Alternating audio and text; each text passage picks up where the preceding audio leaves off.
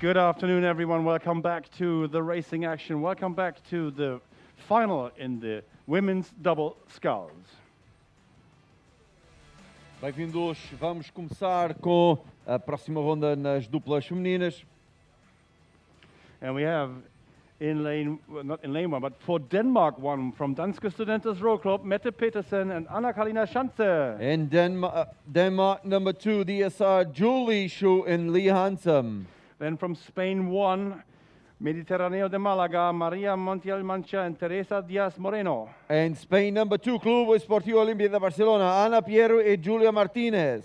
For Club Náutico Sevilla, Spain 3, Rocio Lau Sanchez and Ana Navarro. And Spain 4, Club de Mar de Clot Lilo del Campello, Ainhoa Calpena and Felipe Garcia.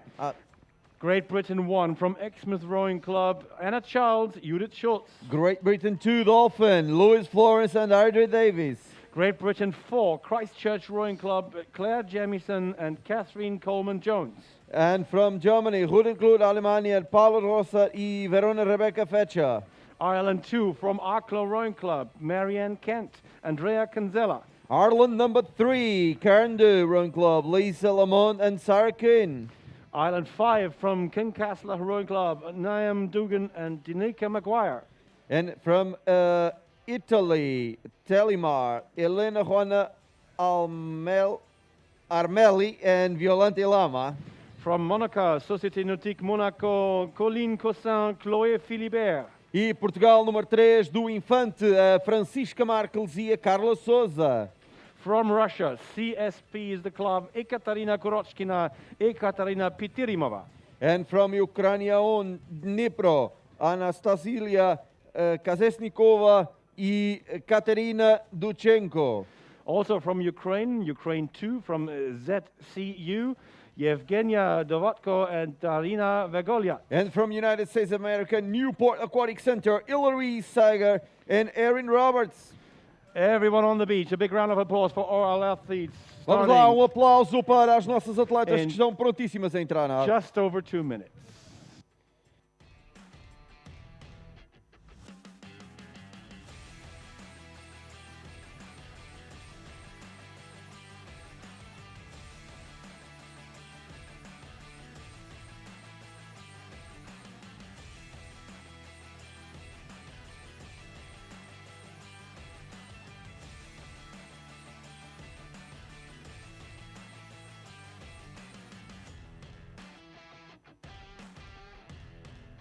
So again, we see this beautiful picture of the beach starts. The boats are ready on the beach, and on command of the starter, they will be put on the water.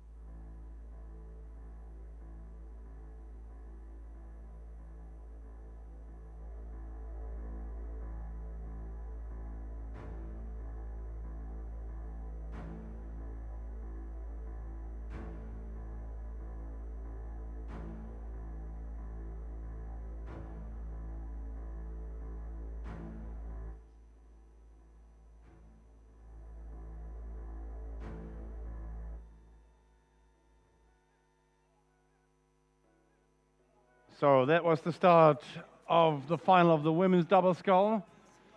All flags remain white, so it's a clean start for everyone. Not everyone has come away clean, though. James Scott and Peter O'Hanlon are on the boat. What's the story? Well, it was everybody except for Great Britain won. A couple of misstrokes there, trying to get themselves up to speed. That's the Exmouth Rowing Club. Anna Childs and Judith Schultz now into their rowing rhythm here. They'll be looking to make up ground following that start, but out in front, pushing for the lead. We've got Spain leading the way here. Several Spanish boats lined up. It's Club Nautico Sevilla, Rochela Sanchez and Aria Navarro pushing for the lead alongside Ukraine. We've just seen these Ukrainians, Yevgenia Dovodko and Daria Verkholiad, pushing for the front, but I believe that is an alarm coming in, so the race is going to be stopped here.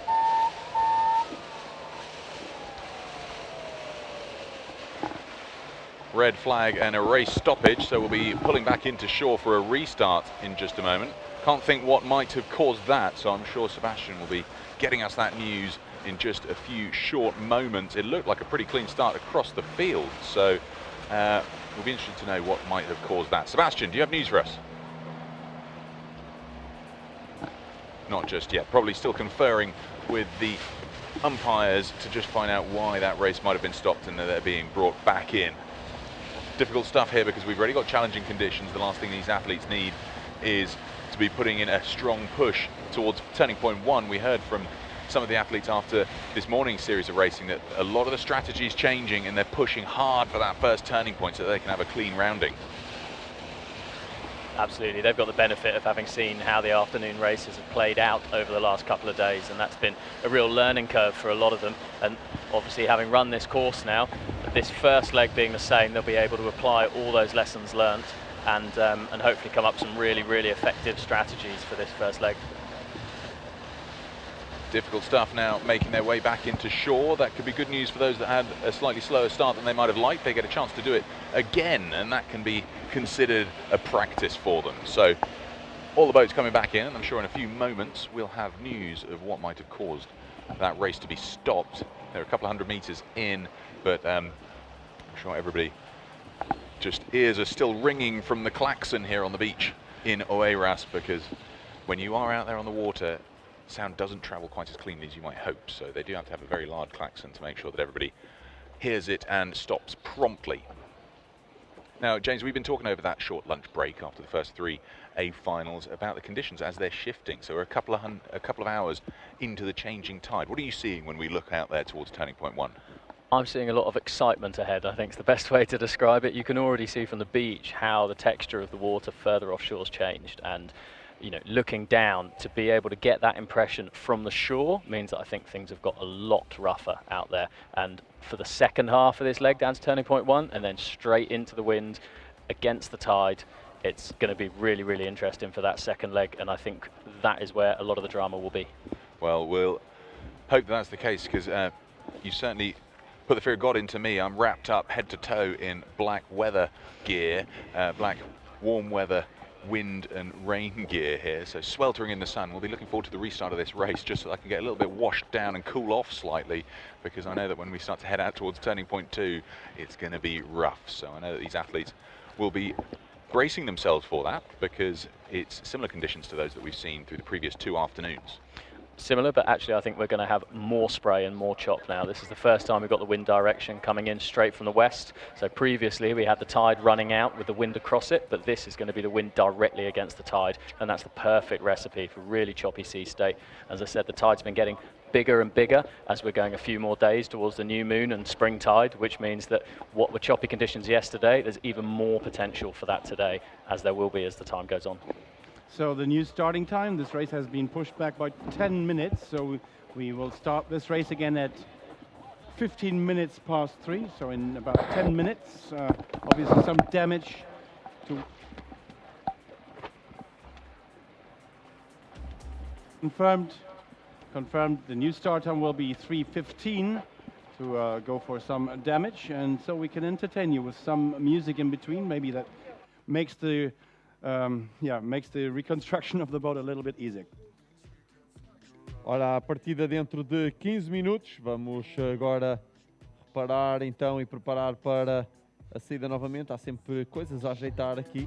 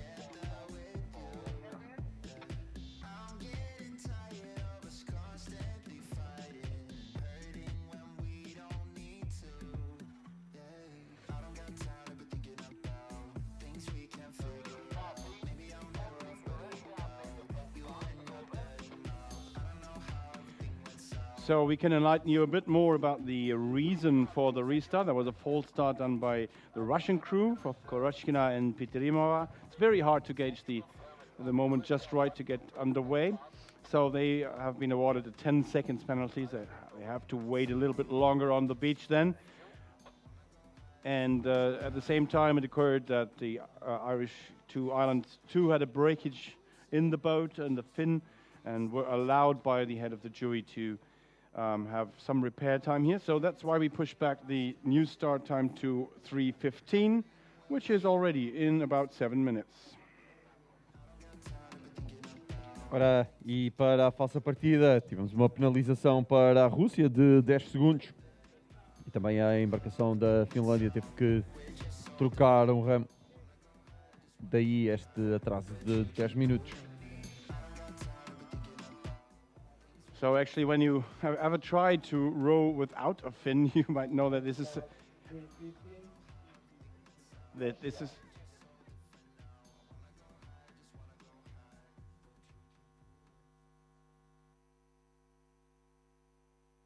yeah. So that is in about 6 minutes and something, the new start time. So if you've ever tried to row with a broken or non-existent fin, then you know it's simply impossible to maintain on any straight course. And if that's out in a wave like this, it's simply impossible. So it's good that they get a chance to fix another fin on the boat. I have heard that the boat builders now run out of fins, but we are nearly at the end of the competition, so hopefully they have enough for today's racing program. 4 more finals coming up. The women's double about to start again. Then after that we have the men's solo and the men's quadruple sculls. And finishing this final A session, we have the coastal mixed double sculls. So looking forward to that race. And then as conclusion of our fantastic 2021 World Rowing Coastal Championships here in Oeiras in Portugal, we have the medal ceremonies and a little closing ceremony at 1800, or better, 6 p.m.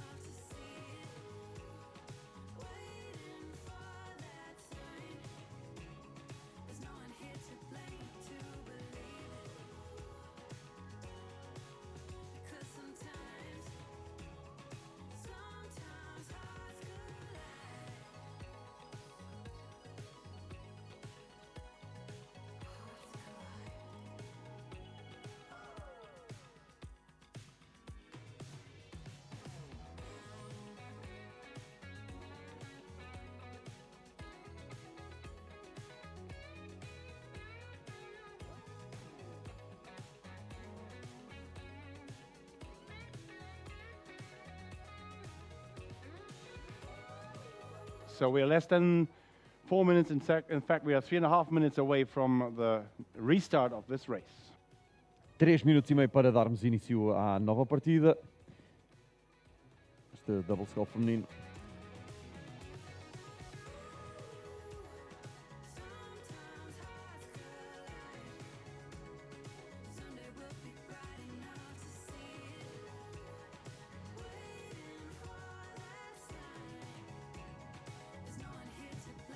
So just to remind you, the Russian crew in lane 10 will have to wait 10 seconds longer on the beach, but they are strong athletes, so probably they might be able to catch up with the rest of the crews.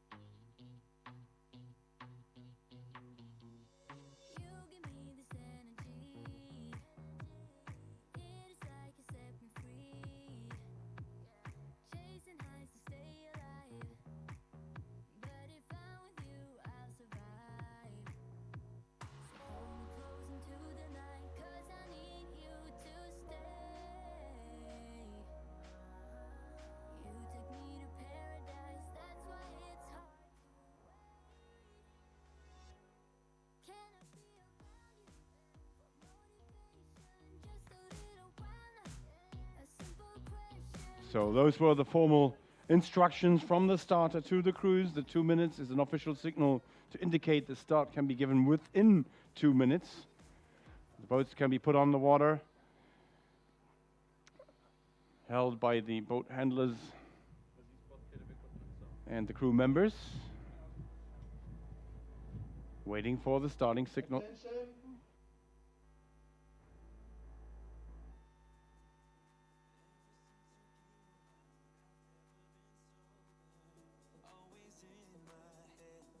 Getting heck. So that was the second starting signal for the Russian. The Russian double now getting underway with a 10-second delay, and no delay at all for our great commentary team out on the water, James Scott and Peter O'Hanlon. I thought you might have forgotten about us, Sebastian, but leading out in front now, starting to really push for the lead. It's Ireland over on the far side. They've had a really great start there. Tough to pick out which of the three Irish crews, because we've got three racing in here, but they will have trained very, very hard when it comes to the coastal beach start. Ukraine started to make their presence felt in the middle. This is the Ukrainian combination of Yevgenia Dovodko and Darina Verkoliad. We just saw them win the World Rowing Coastal Championship title in the women's quad just a couple of races ago, and they're back out there racing here to try and do the same in the double.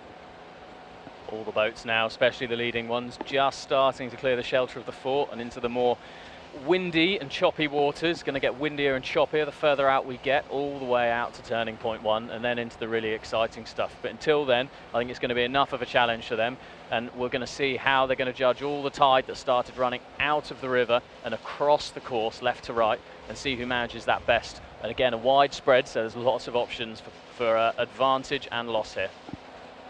Well, out in front, Ireland still leading the way. Really difficult to read the bow number. I think it's Ireland 5. Kincastle Rowing Clubs, Niamh Dugan and Dinica Maguire. We'll have that confirmed shortly. A couple of clashes in the centre there. Great Britain 1 getting tangled up, but Ukraine 1 and Ukraine 2 side by side with Denmark, Ireland and one other boat. I can't quite read the bow number, but they're now level in the lead. Ukraine 1 just starting to push up. That's where we've got Anastasia Kozhenkova and Katerina Dudchenko.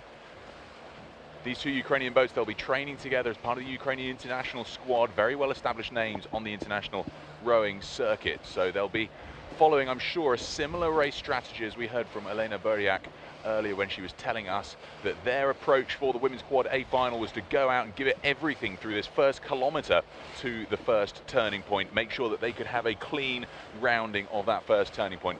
Denmark 1 just behind, where we've got the Dansk Studenten Rock Club, Mette Pettersen and Anna-Kalina Schanzer doing their best to stay in touch with these leaders.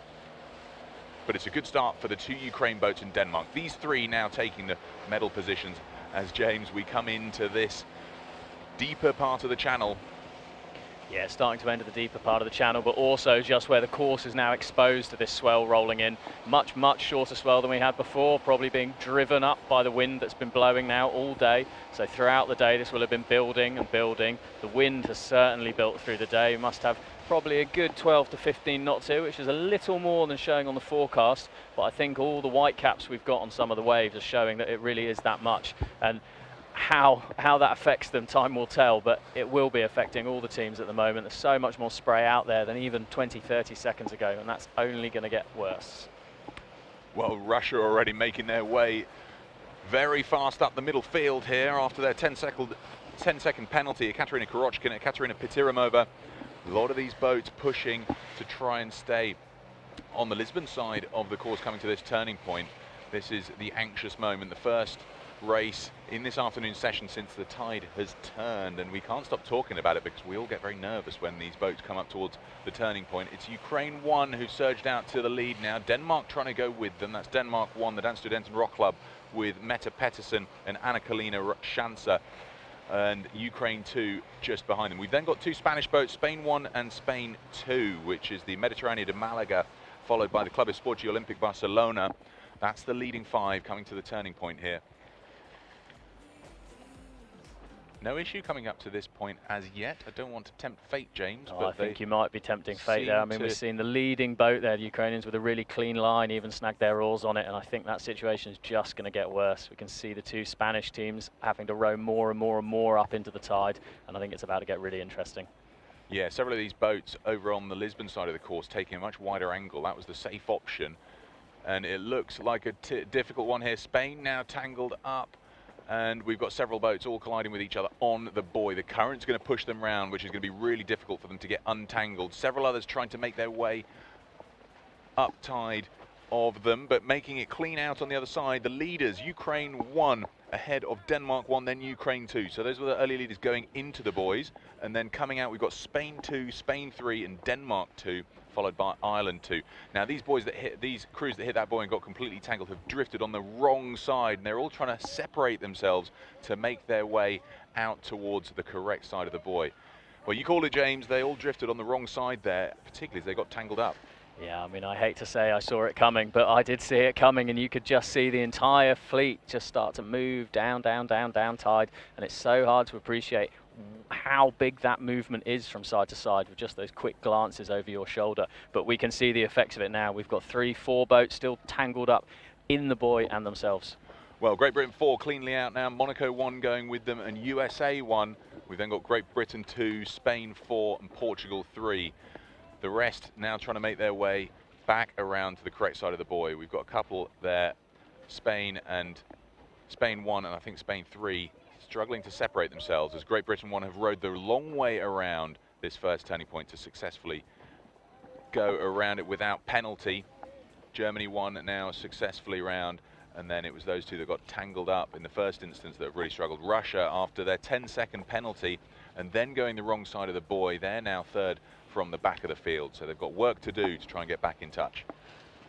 On the other side of that mark, we had a small tangle between Ireland 3 and one of the other boats with the blue hull, but they managed to have got all of their blades clear and rowing back out into open space again. But if that can happen even in the open water after the turning mark, it's no surprise that as they all converge on that point, we do see so much conflict there. Spain 1, Mediterranean de Malaga, early leaders now at the back of the field with Italy 1, where we've got Telemar also right at the back, so they'll be trying to get back in to it. But here comes this chop rolling in from the west that you were talking about, James. It really is starting to build, and the tide's not even running at full force yet. No, it's not. We're probably into the second hour of the tide running out the river, but it's going to be quite some tide, as I say. We're coming up a couple of days off spring tide, which means that it's just got more and more and more, and what we saw on Thursday and Friday is just going to be more pronounced today, especially with the strong westerly wind building. And the teams are experiencing it in the most real possible way here, trying to row their boats through it. It's not comfortable on any boat out on the water today, but for them in particular, they're feeling every single wave. And because it's such a short chop, it's going to be so hard to keep the coordination between the two sets of oars and both sets of blades in the water at the same point. Someone rowing on the peak of a trough and someone else rowing right in the dip of it. It's going to be really, really difficult to keep the boat moving well. And as we experienced through the last couple of days, it's quite tough to spot that buoy right on the horizon, particularly now that it's been moved a further kilometre out into the distance. So we're on the longest leg of our 6K course here at the 2021 World Rowing Coastal Championships. A 1.9K slog into this headwind from turning point 1 to turning point 2. Once they reach that second turning point, they're essentially halfway round the 6K course. Yeah, spotting this mark on the horizon is really, really difficult, especially now the sun's come round in the afternoon, more in the west. It's going to make it much, much harder. There's more reflection on the water, and with all of these white caps to these waves, as the wind is driving the tide up into a much more frantic sea state, it's going to be much, much harder to pick out another light mark on the horizon. I've only just found it myself, and I know what I'm looking for. And we're able to consistently look forwards as well. So we're riding with 8th place here, Great Britain 4.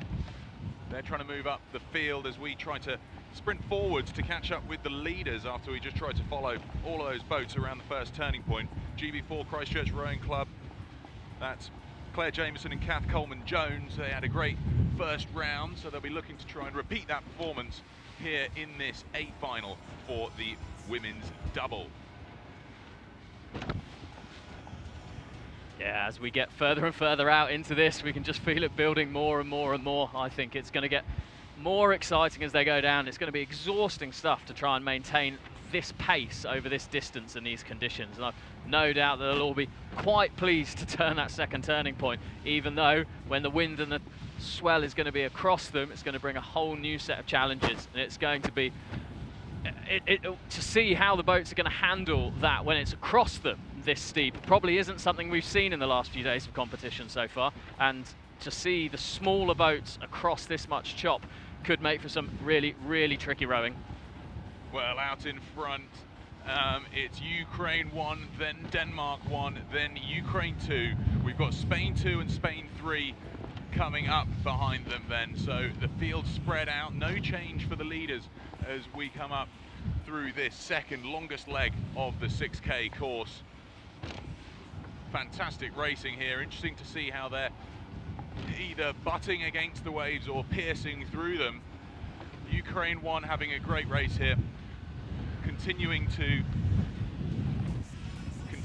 hold the lead and build out ahead of Denmark's Mette Pettersen and Anna-Kalina Schantz. You can hear the relief in my voice as we reach the front of the field here and can maintain pace with them while we move up towards turning point 2. But it's interesting to see how they're handling these choppier conditions, especially these athletes out the front, James. Some of them.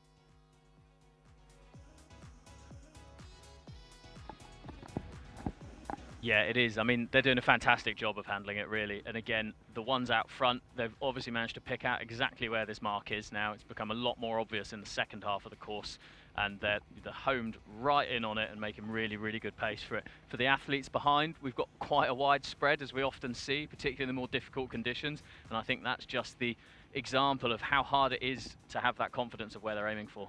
Well, Ukraine 1 perhaps 70 or 80 meters out in front of Denmark 1, who then have 30 meters on Ukraine 2. Spain 2 just 3 lengths behind them then. That's the Club Esportiu Olympic Barcelona in their distinctive orange kit. And they've got 4 lengths of clear water up on Spain 3, which is the Club Nautico Sevilla, riding in 5th place. 6th place then, we've got Denmark 2, where we find from the Dan Studenten Rock Club, Julie Schuh and Lea Hansen. And then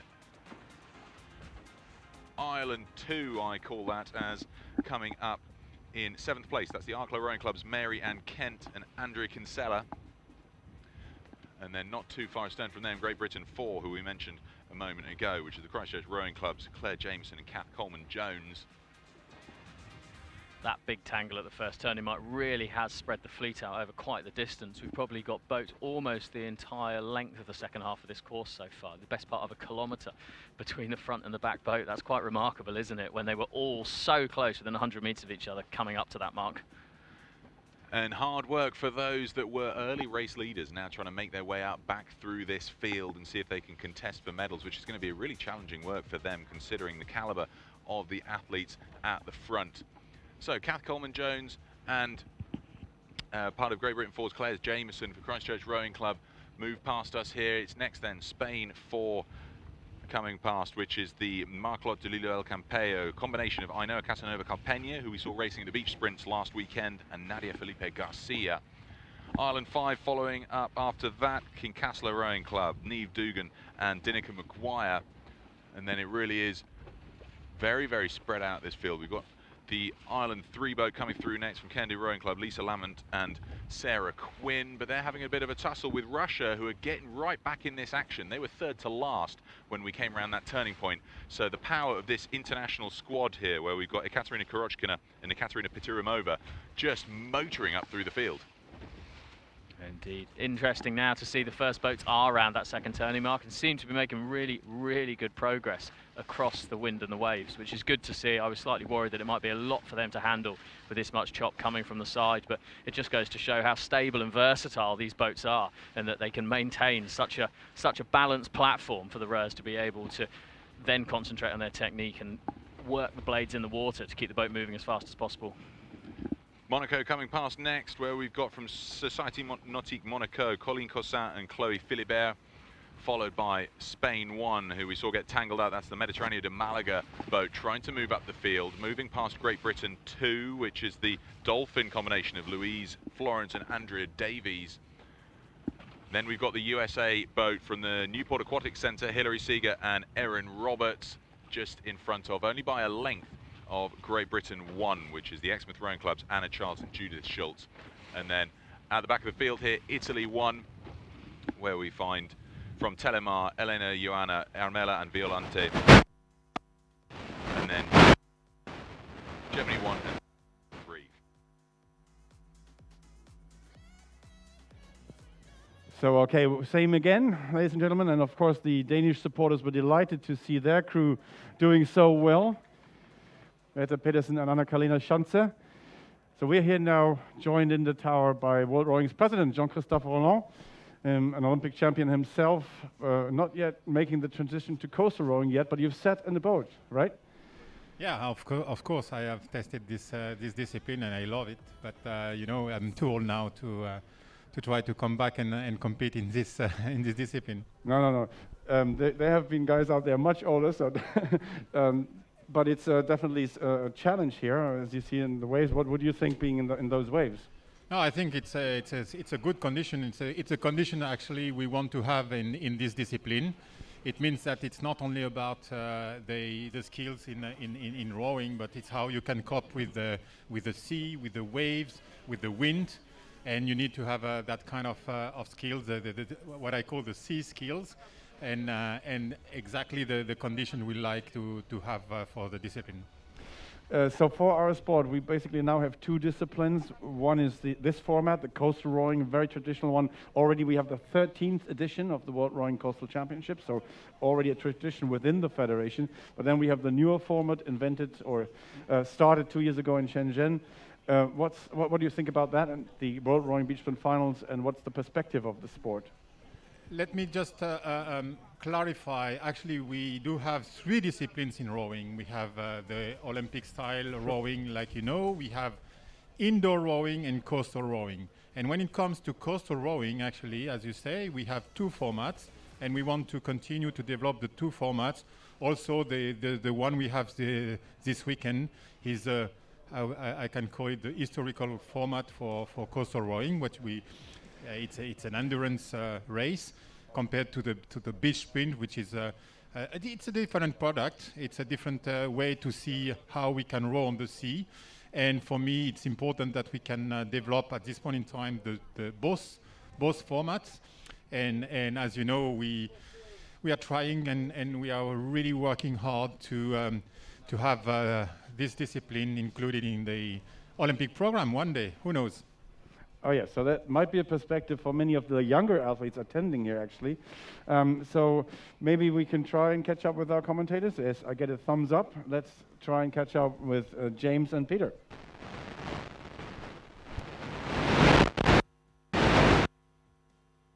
Seems they are still having salt between their teeth, being out there in this job, as do the rowers.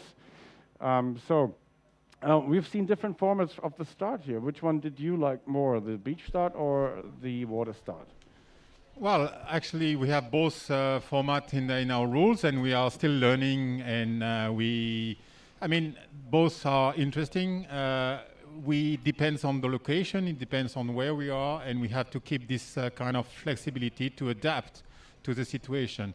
We normally have a beach, but not all the time. So we need to think, and as you know, it's a young discipline, so we are still learning, we are still improving. There are some aspects we want to improve.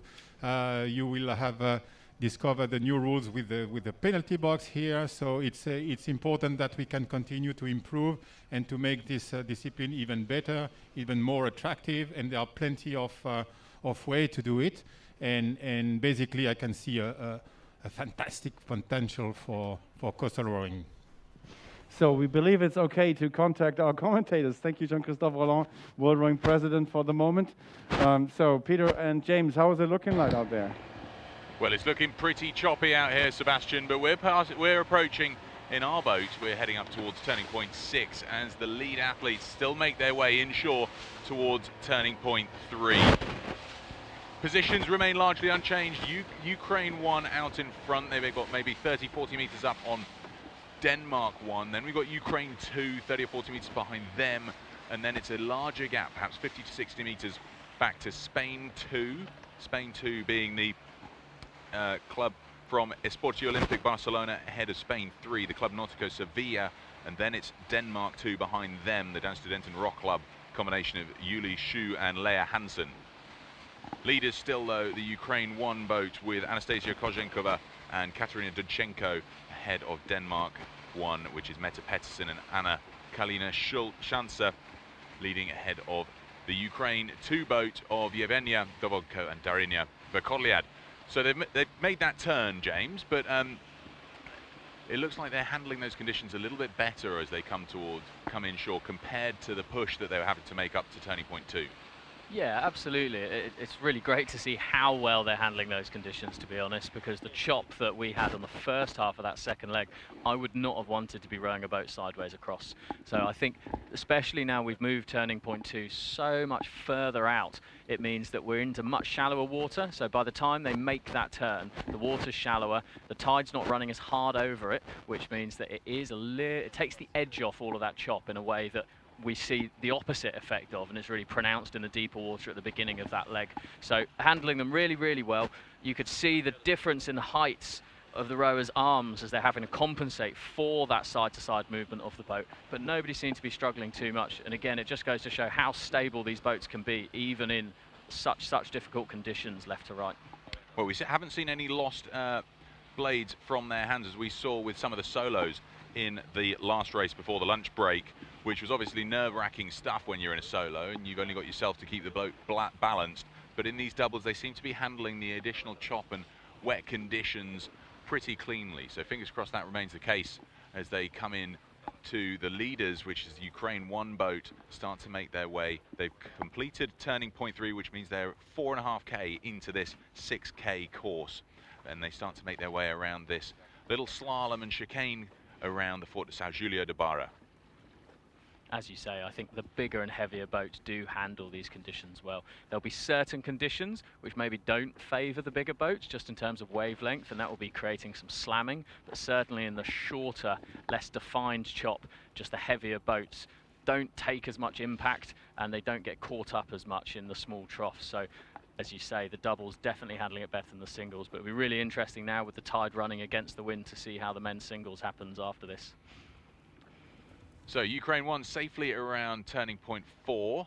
They're taking a quite sharp turn there because they need to make their way back inshore again towards turning point 5. So let's see the line that they take as they move up from 5 to 6. Turning point 6 now successfully replaced with a large yellow buoy compared to the cigarette that we saw earlier. So hopefully very easy for these athletes to spot.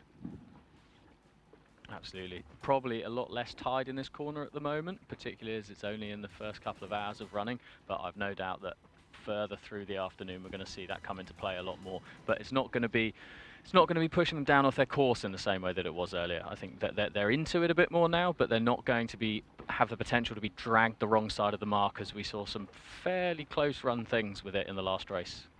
Well, it's an immense lead that we're seeing here, despite going slightly against the tide. Ukraine 1 really having a fantastic race here. They weren't the fastest off the start, but they've just continued to maintain that excellent boat speed and build their margin ahead of the Dan Studenten Rock Club, who continue to hold the silver medal position as they extend their lead over Ukraine 2. It's in fact Ukraine 2 who are at danger of losing their medal hopes here, because there's only 2 to 3 lengths separating them from Spain 2, which is the Club Esporte Olympic Barcelona combination of Ana Boada Pedro and Julia Ros Martinez, who will be looking to try and get into medal contention. We've already seen this Ukraine 2 pairing of athletes here, Dovodko and Verkoliad, race a 6k race just earlier this morning. They did the women's quad at 11:30 and they're racing another 6k, so they've got 6k in their legs, which they'll be really feeling now as they come into the last 1,000 meters. Ukraine 1 looking pretty strong and confident out in front. They're building their margin past turning point 6 now towards 7. Beautiful scenes here. They just look so strong and composed here, James. Yeah, they do. And as you say, to have not had the strongest start, but to then be holding, maintaining and increasing such a definitive lead throughout the race means that it's just been a really, really strong performance from them. And it does show, as we've said previously, that it might not all be won or lost on the line, but that first mark you can lose it all, and then if you can make a good rounding of that and make a really, really good tactical decisions on that first run, then that lead can you can turn that lead on the long second leg into something that is then almost impossible for anybody to come close to. Well, that's what they've got. They've got about 100 metres on the Dance Studenten Rock Club. Denmark 1. 200 metres between boys 6 and 7. And they're already halfway up it when the Dance Studenten Rock Club rounded turning point 6. Ukraine 2, 30 or 40 metres astern of the Dance Studenten Rock Club. And then we've got the Club Esportiu Olympic Barcelona around 30 metres behind them. So what was 2 to 3 lengths has grown again. I think the Ukrainians felt that pressure, knowing that they've only got 500 or so meters to go. They'll see that they're alongside the Fort de Sao Julio de Barra here and be thinking about pumping up the pressure in towards the finish, because they'll have a mental marker in their mind that as they round this part of the fort, that they're only 500 or so meters from the finish of this 6K race. Yeah, quite so. And the difference between the 4K and the 6K course is felt the most on that offshore leg, but certainly for the bit around the fort and the last 100 meters, they'll know exactly what's left to do from all of the experience they've had over the last couple of days. So they'll know how much effort they need to put in and be able to push right for the finish here. Spain 3, around 30 meters behind Spain 2. This is the Club Náutico Sevilla, Rogelio Sanchez and Ana Navarro. And then an enormous margin back, nearly 100 meters back to the Dance Studenten Rock Club, Denmark 2, Julie Schuh and Lea Hansen. But now passing around turning point 8, which means they're into the last 200 meters as they enter the bay here in Oeiras in the shadow of the Fort de Sao Julio de Barra. I think, Sebastian, we're looking here at our likely world-renowned coastal champions for the women's double. So I'm sure everybody on the bank and the beach is desperately excited to see whether they can hold that lead and have a clean beach exit. So what a great race they had indeed. As you said, the crew from Dnipro, Anastasia Kozenkova and Katarina Duchenko, and also the other crew so far, but they have established quite a clear lead. Just a look over the shoulder there from Katarina Duchenko coming towards the shore. Just 10 strokes remaining, and what a clean job they made out of this. Ladies and gentlemen, welcome our gold medal winning crew. If they can maintain that lead here and go first across the line, it's Ukraine coming in, and it's indeed Ukraine won with a great sprint to the line. And look at the boat handlers directly picking up the boat. Here we are, the gold medal for Ukraine, for Katarina Duchenko, and the runner was Anastasia Kozenkova. Happy winners, sending kisses to her friends out there in the world, tuning in on worldrowing.com. Next boat to come in is indeed the Danske Studentes Row Club from Denmark. Mette Petersen and Anna-Karina Schanze on their way to the shoreline here. Fantastic and clean row for these two, the Danish-German combination, if you will. And Anna-Karina Schanze will make the final run, now a Copenhagen citizen. And here she is, happy faces also from her. Silver medal for Danske Studentes Row Club Denmark.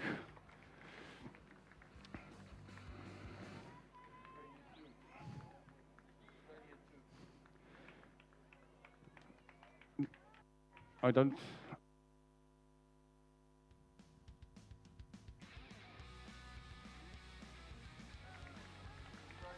So here comes Ukraine, two medals for Ukraine. I would say job well done. People at home in Ukraine will be happy.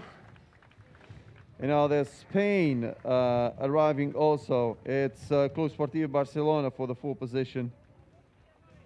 Spain 2. Fantastic race for the Spanish. Spain 3 coming in. Yep, it's Club Náutico Sevilla. Club Náutico Sevilla. Rogelio Sanchez and Ana Navarro. And already we have an assembly of happy very exhausted athletes down here in the finish area who congratulate each other as great athletes do.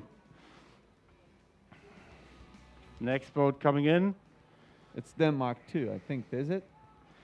Oh, Yep. what a celebration it will be in Copenhagen, on the harbor in Danske Studenters Rowklub.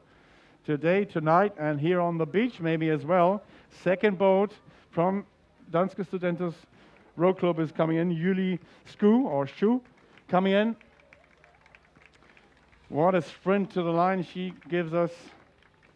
Denmark 2 taking 6th place in the world rankings. And there's a boat from Spain arriving also. Yeah, a couple of boats coming together into shore now. A lot more closely bunched. Spain 4, I think. It's Club de Marclot Lilot El Campello.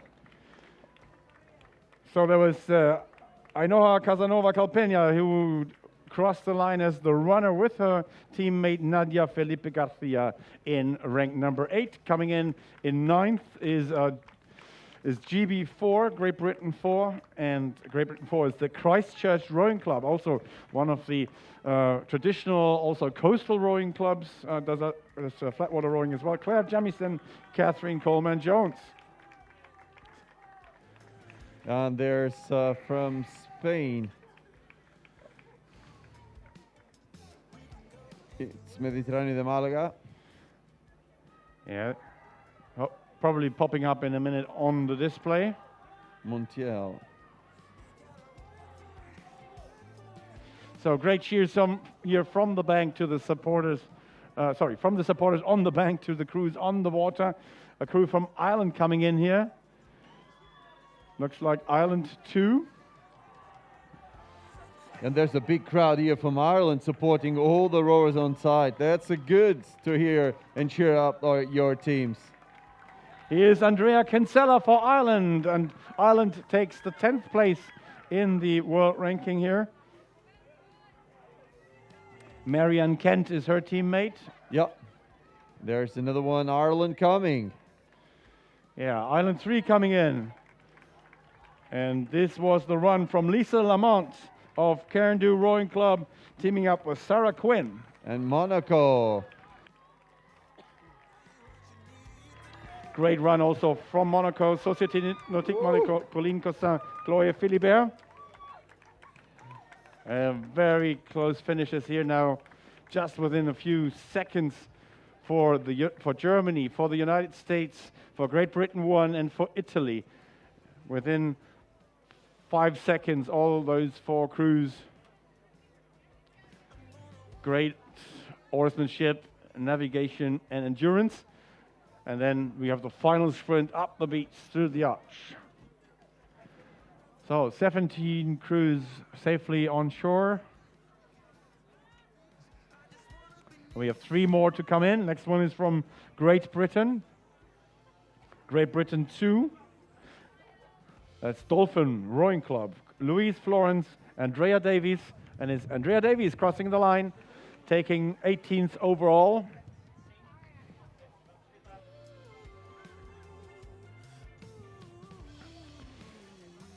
So just remember, we already have seen the B final this morning, so even to be in the final is a great achievement in itself.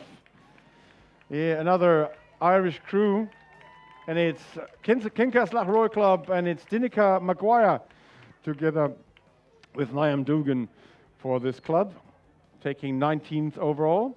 And Christoph, down there we have the boat from Portugal, the Infante. Temos a embarcação do Infante lá ao fundo para chegar com a Francisca Marques e a Carla Souza. Eu quero ouvir o aplauso aqui na praia e a força para as nossas remadoras portuguesas. Vamos lá aplaudir este esforço tremendo que esta embarcação da dupla portuguesa do Infante, Francisca Marques e a Carla Souza, tiveram aqui nestes 6 km a remar no mar, numas condições bem duríssimas para elas. E cá estão a chegar à praia.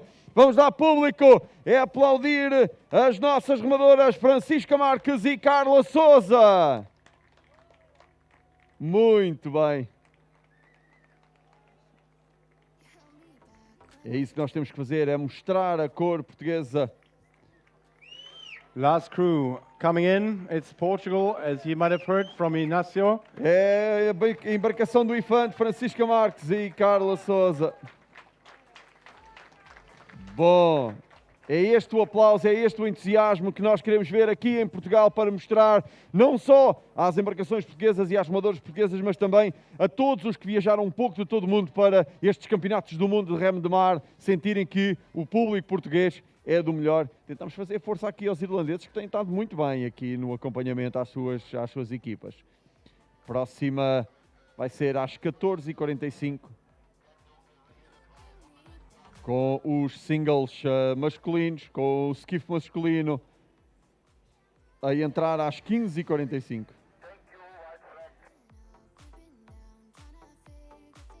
Aliás, 15h45 não, à hora adaptada, tendo em conta o atraso que tivemos na primeira.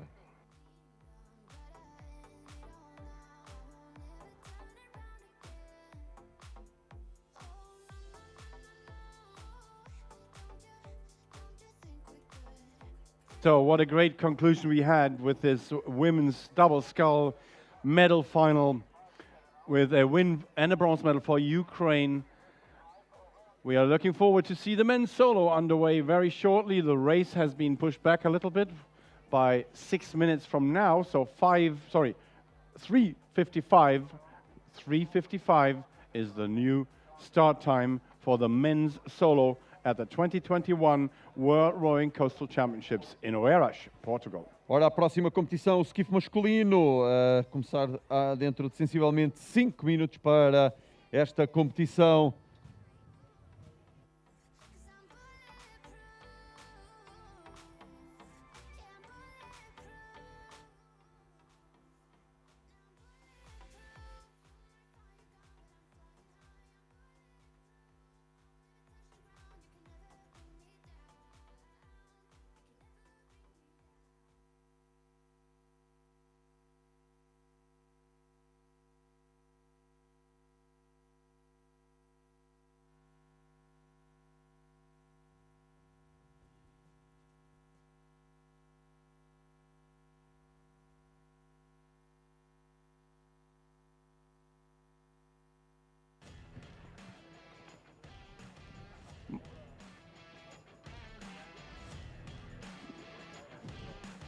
Ladies and gentlemen, the final of the men's solo at the 2021 World Rowing Coastal Championships. Vamos para o skiff masculino neste Campeonato do Mundo de Remo de Mar 2021 aqui em Oeiras. And we announce our athletes on the beach eagerly awaiting their race. For Algeria, for SNA, Sid Ali Budina. Spain number 1, Club de Mar Clot Lilot El Campello con Adrián Quiroga. Then we have Spain 2, Mediterráneo de Málaga, Ramón Gómez Cotilla. And Spain 3, Club Náutico de Sevilla, Jaime Pazos. Then we have for Malaga again, Spain 4, Adolfo Ferrer Marin. And Spain number 5, Real Club Náutico de Tarragona con Marc Montfort. For Spain 6, we have the Club Esportivo Olympic Barcelona, and it's Vitor Vera Bermudez. And from France, Saint-Jean-de-Luz, Lionel Picard. Great Britain 1. From Exmouth Rowing Club, we have William Loftus. And from Germany 1, Ruder Club Alemania, Lars Wickert. Lars Wiechert, the World Rowing Coastal silver medalist of 2019. And another former world champion we have here, Germany 2, Berliner Ruder Club, the Peruvian Eduardo Gabriel Linares Ruiz. And Ireland number 1, the Roscobury Rowing Club, Killen Mannix. Then we have Italy 2, Santo Stefano Almare, and it's Riccardo Delfino. And from Monaco, Guillaume Blanc. From the Royal Netherlands Rowing Federation, Netherlands one's Koen Metzemakers, Olympic champion in the men's quadruple sculls. In the same club, Goose Mullen in Netherlands too. From Sweden, one of the founders of Swedish coastal rowing, Helsingborg Row Club, Peter Beck. And from Tunisia, Tunisia 1, Mohamed Taibe. From Ukraine 1, Dnipro, again, Sergei Budko. And from Ukraine 2, Concord, Andriy Kashnakov.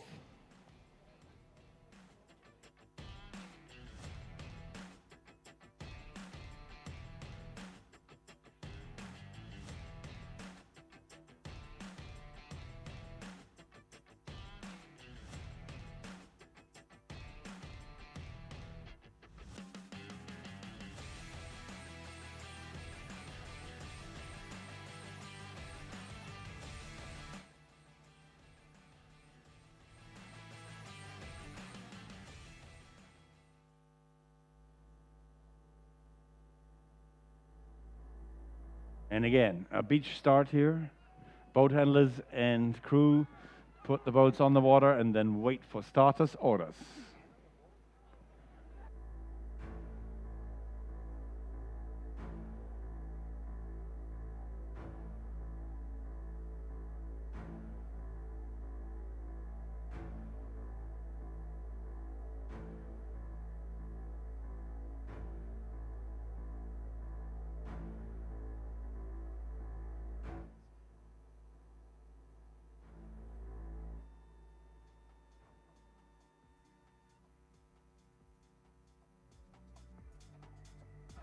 Looks like a clean, good start for all of them, and it's for James and Peter to lead us through this race. Guillaume Blanc for Monaco, Société Nautique Monaco making the early lead, 3/4 of a length up already ahead of Spain 2, where we're finding Ramon Gomez Cotilla for Mediterranean de Malaga trying to hold on to second place. The sprinting German in the black boat in the middle of the course, Lars Wiechert, really making his presence felt there, trying to move up on Spain 1. Adrian Miramon Quiroga from Clos de l'Île El Campeo, the reigning world champion from Hong Kong last year. We'll be watching to see what he tries to do through this course, but out in front by quite a margin already, Guillaume Blanc from Monaco. Yeah. Fantastic position for Guillaume Blanc from Monaco to be in at the moment. He's on the uptide side of the course, the downwind side of the course, and a couple of boat lengths ahead, so that's has the potential to be a really, really strong position. If he can hold that lead and keep the out of whatever mess happens behind him at the mark rounding, then that's going to be really, really good for him.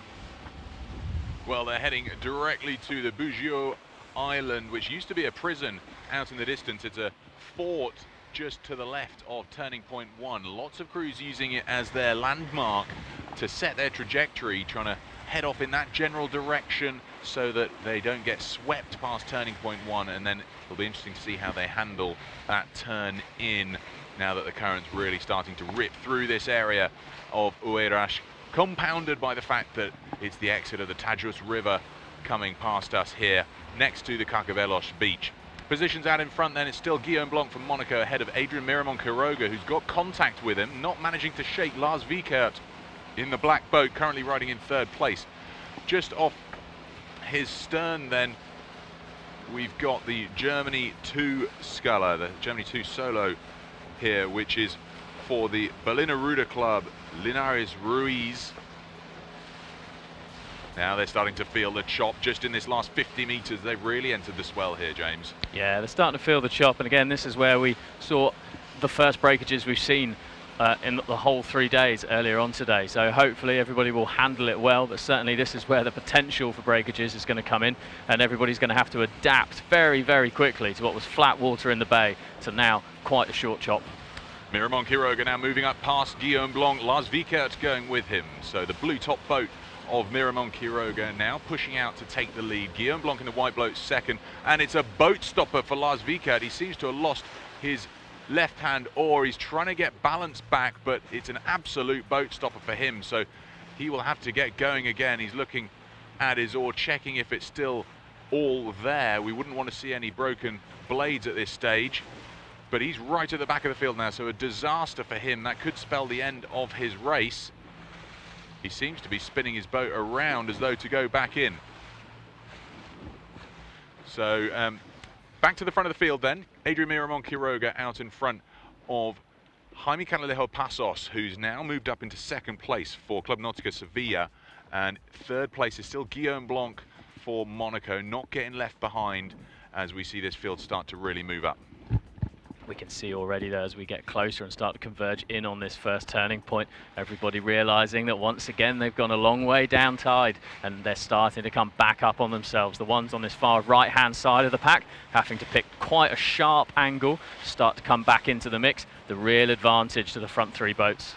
Jaime Canalejo Pasos has moved even further up tide now. I think he senses the carnage that could unfold. Koen Metzimakers for Denmark currently in 5th place. The Olympic champion from the Dutch men's quad will be looking to try and move up and make sure he doesn't fall foul of this buoy, which has claimed so many races from athletes who could well have performed towards the front of the field had they got this first turning point navigated right.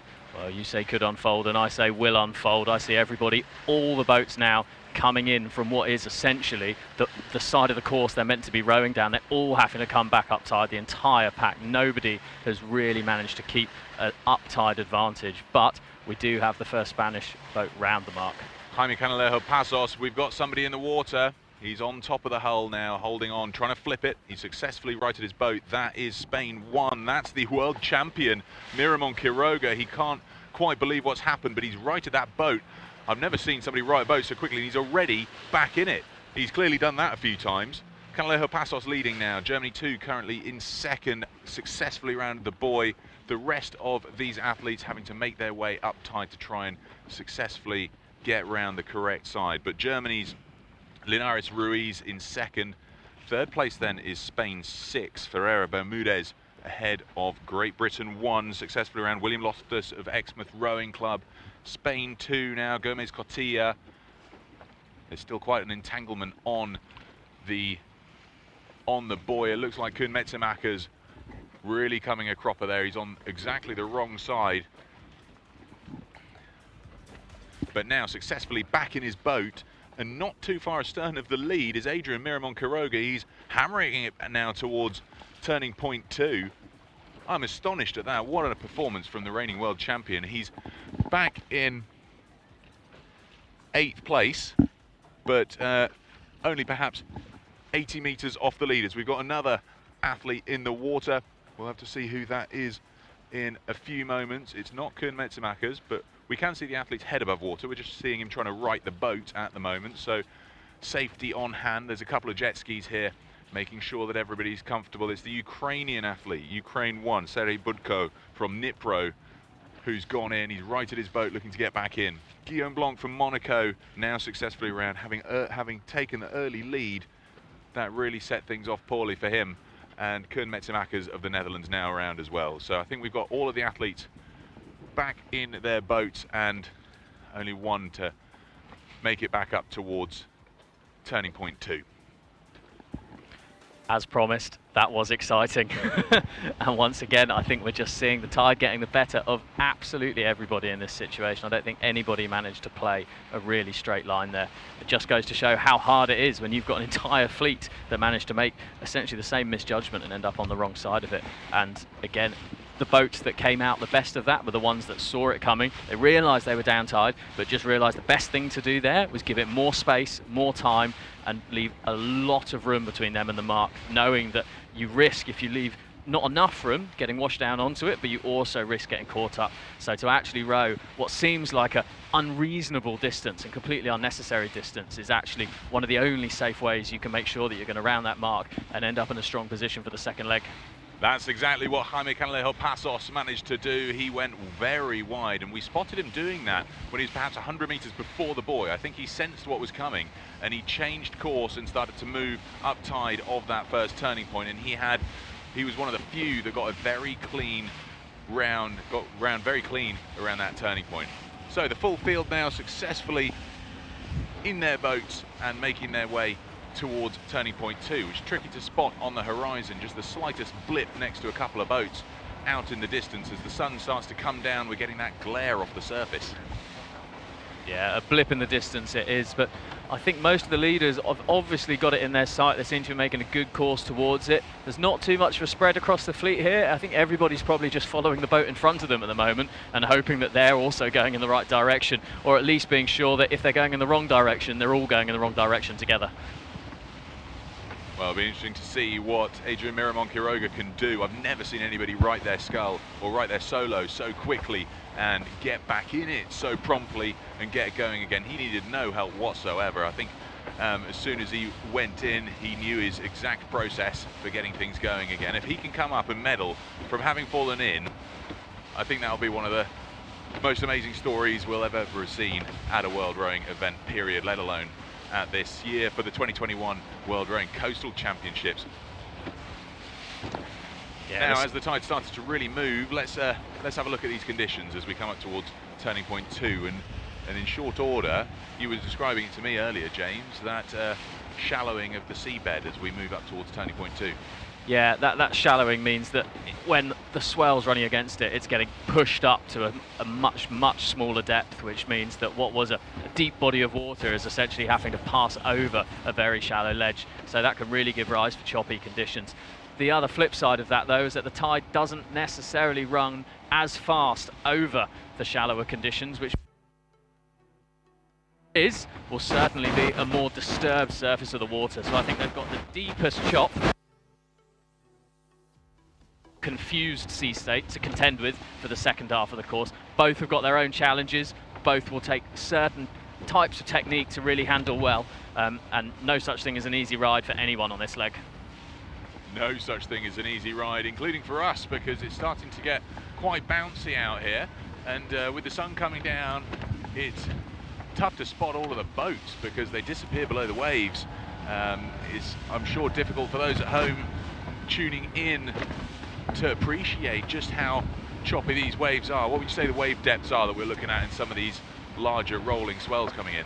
Oh, there's probably a predominant swell of about 1 metre height, which again doesn't sound like much, but when you're sat in a boat with centimetres worth of freeboard, it really does feel like a lot. But then it's this shorter chop that's in the middle of it all that's making it a much, much harder sea state to handle. 1 metre swell stretched out over a long 8 to 10 second period like we saw this morning, very manageable. But with this, there's barely a second between the peaks of these shorter waves. So we're going to close in on the leaders here. Jaime Canalejo Pasos still out in front. You won't believe me when I tell you this, but Adrian Miramon Quiroga is already contesting third place, having fallen in, dropping back to 8th.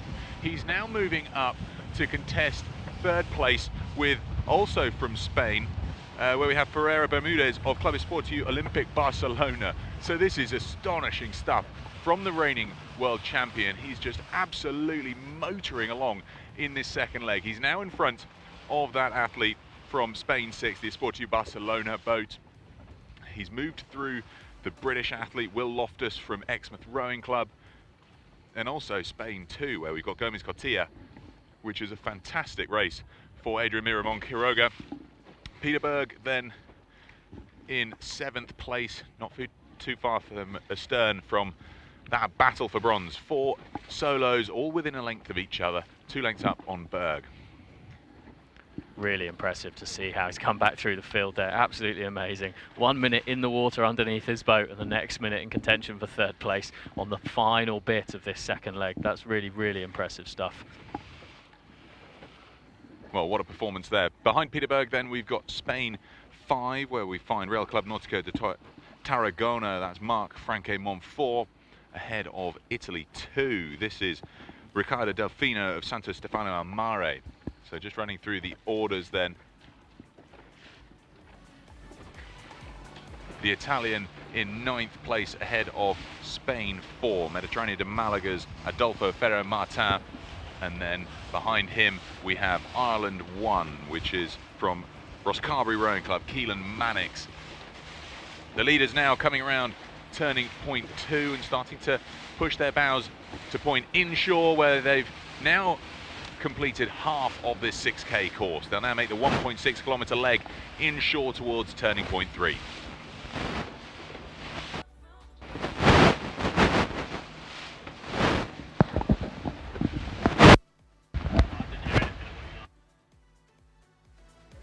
Yeah, we are taking a view up there with this solo man trying to do their best over there on the sea.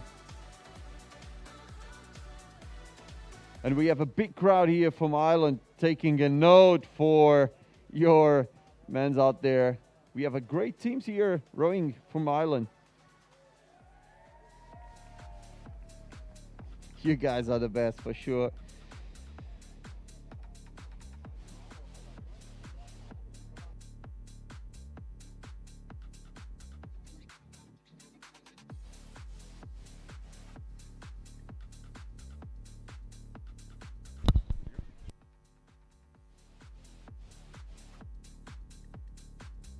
So same as before, our commentators find the next position to get a clean signal over to us. And that gives us the opportunity to talk an athlete who has competed in the double sculls and the men's double sculls yesterday in the B final. Michael Remmers from North Germany. Michael, you've been rowing in similar conditions yesterday. How was that? How was that like? How hard was it? Yes, from the start we take a good start, and at the first buoy it was too tight, and so we gone with the oars at the buoy, and then the other followed boats crashed into us, and then we fall back from place, I think it was the third place, to place 15. So yeah, the race was to end before it starts really, because there are very straight waves from the side coming from Lisbon up to the Atlantic Ocean. It's very hard. I think the first buoy is very important. Yeah. How long did it take you to get from the buoy, get back from this clash of boats? I don't know how long it takes, but we can. Yeah, it was so struggling together. The boats are completely together, and so we hadn't a chance to get out of those crash. You also have been an elite rower on flat water rowing. Are you now completely moved over? Have you completely moved over to coastal rowing? Will you come yes. back again? In the past, I was a flat rower, most time in sprint, German sprint champions. And last year I changed to coastal rowing and have a lot of fun in coastal rowing, like beach lifestyle. And but the conditions on the Northern Sea are not so strong than here. So yeah, it was a big problem for us with high waves. So are you aiming to come to the United Kingdom next year to the yes, Wales yes. event? Yes. But I think I've personally more fun at beach sprints than endurance.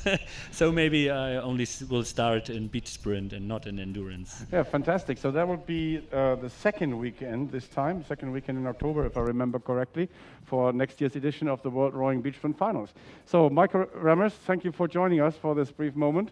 And yeah, good success in the future. Thank you very much. Super.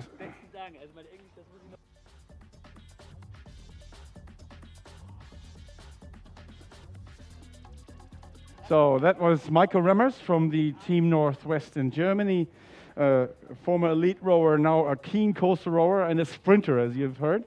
Another sprinter is in the boat, and I believe it to be Peter O'Hanlon. Let's hear from him.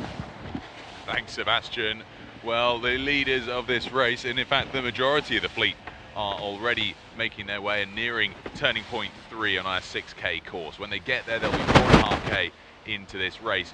Jaime Canalejo Pasos leading the way. He had about 30 meters advantage over Germany 2, who was holding second place. That's Eduardo Gabriel Linares Ruiz of Berliner Ruder Club. So that's the 1-2.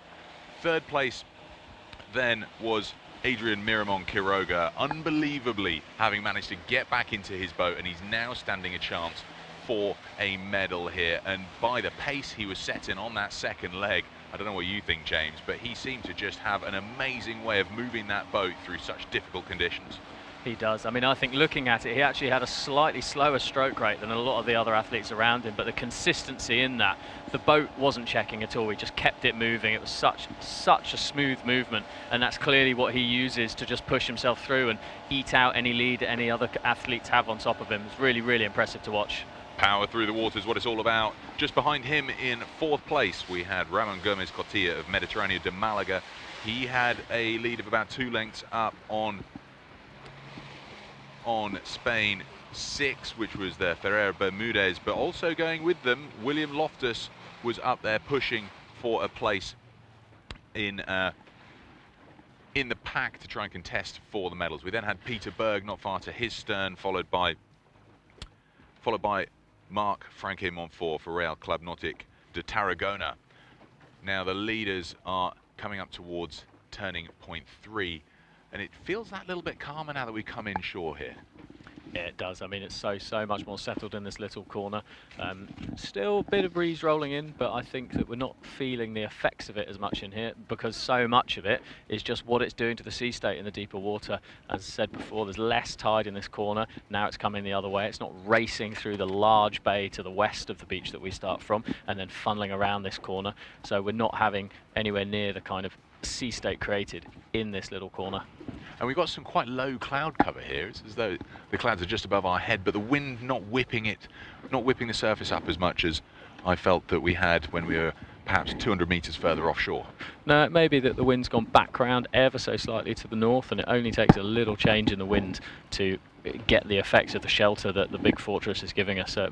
Probably wouldn't have to go too much further out to feel it again, and you'll be able to see on the beach when you look out to the water where the wind hits the water and the darkening of the surface of the water, and that's where you're starting to see the effects coming out of the shelter of the fort. Well, our race leader, Jaime Canalejo Passos, just coming up to turning point 3, so that means he'll be 4.5 kilometers into this 6K loop around the Fort de São Julio de Barra here in Oeiras, Portugal. He's opened up that margin ahead of Germany's Eduardo Gabriel Linares Ruiz of Berliner Ruder Club. And then the question will be, quite how much work has Adrian Miramon Quiroga done to manage to close in on those two leaders and potentially change the colour of his medal? And I think that if it wasn't for that cap size, he could well have been at this stage right to the front of the field contesting the gold. Work to do to try and close in, but this is now coming up to the last 1.5 kilometres as they navigate the chicane and slalom around turning points 4, 5, 6, 7 and 8 before making their beach sprint, their beach dismount, and then their sprint up the beach. Some big distances between these leading boats here, aren't there? And I'd say that now we're through those two longest legs, it would be take an error to see anything change at this point, but anything can happen, obviously. They're rowing right into the shelter now. We can still see that third toning mark is being blown over probably a good 30 degrees towards the surface of the water, and that's an indication from even hundreds of meters away for us back here about how much wind there still is out on that left-hand side of the course. But coming back in, all these marks are sitting completely upright, which just shows how much more sheltered it has become in this little corner. It wasn't earlier though, and might well not stay that way even for the second half of this fleet as they come through.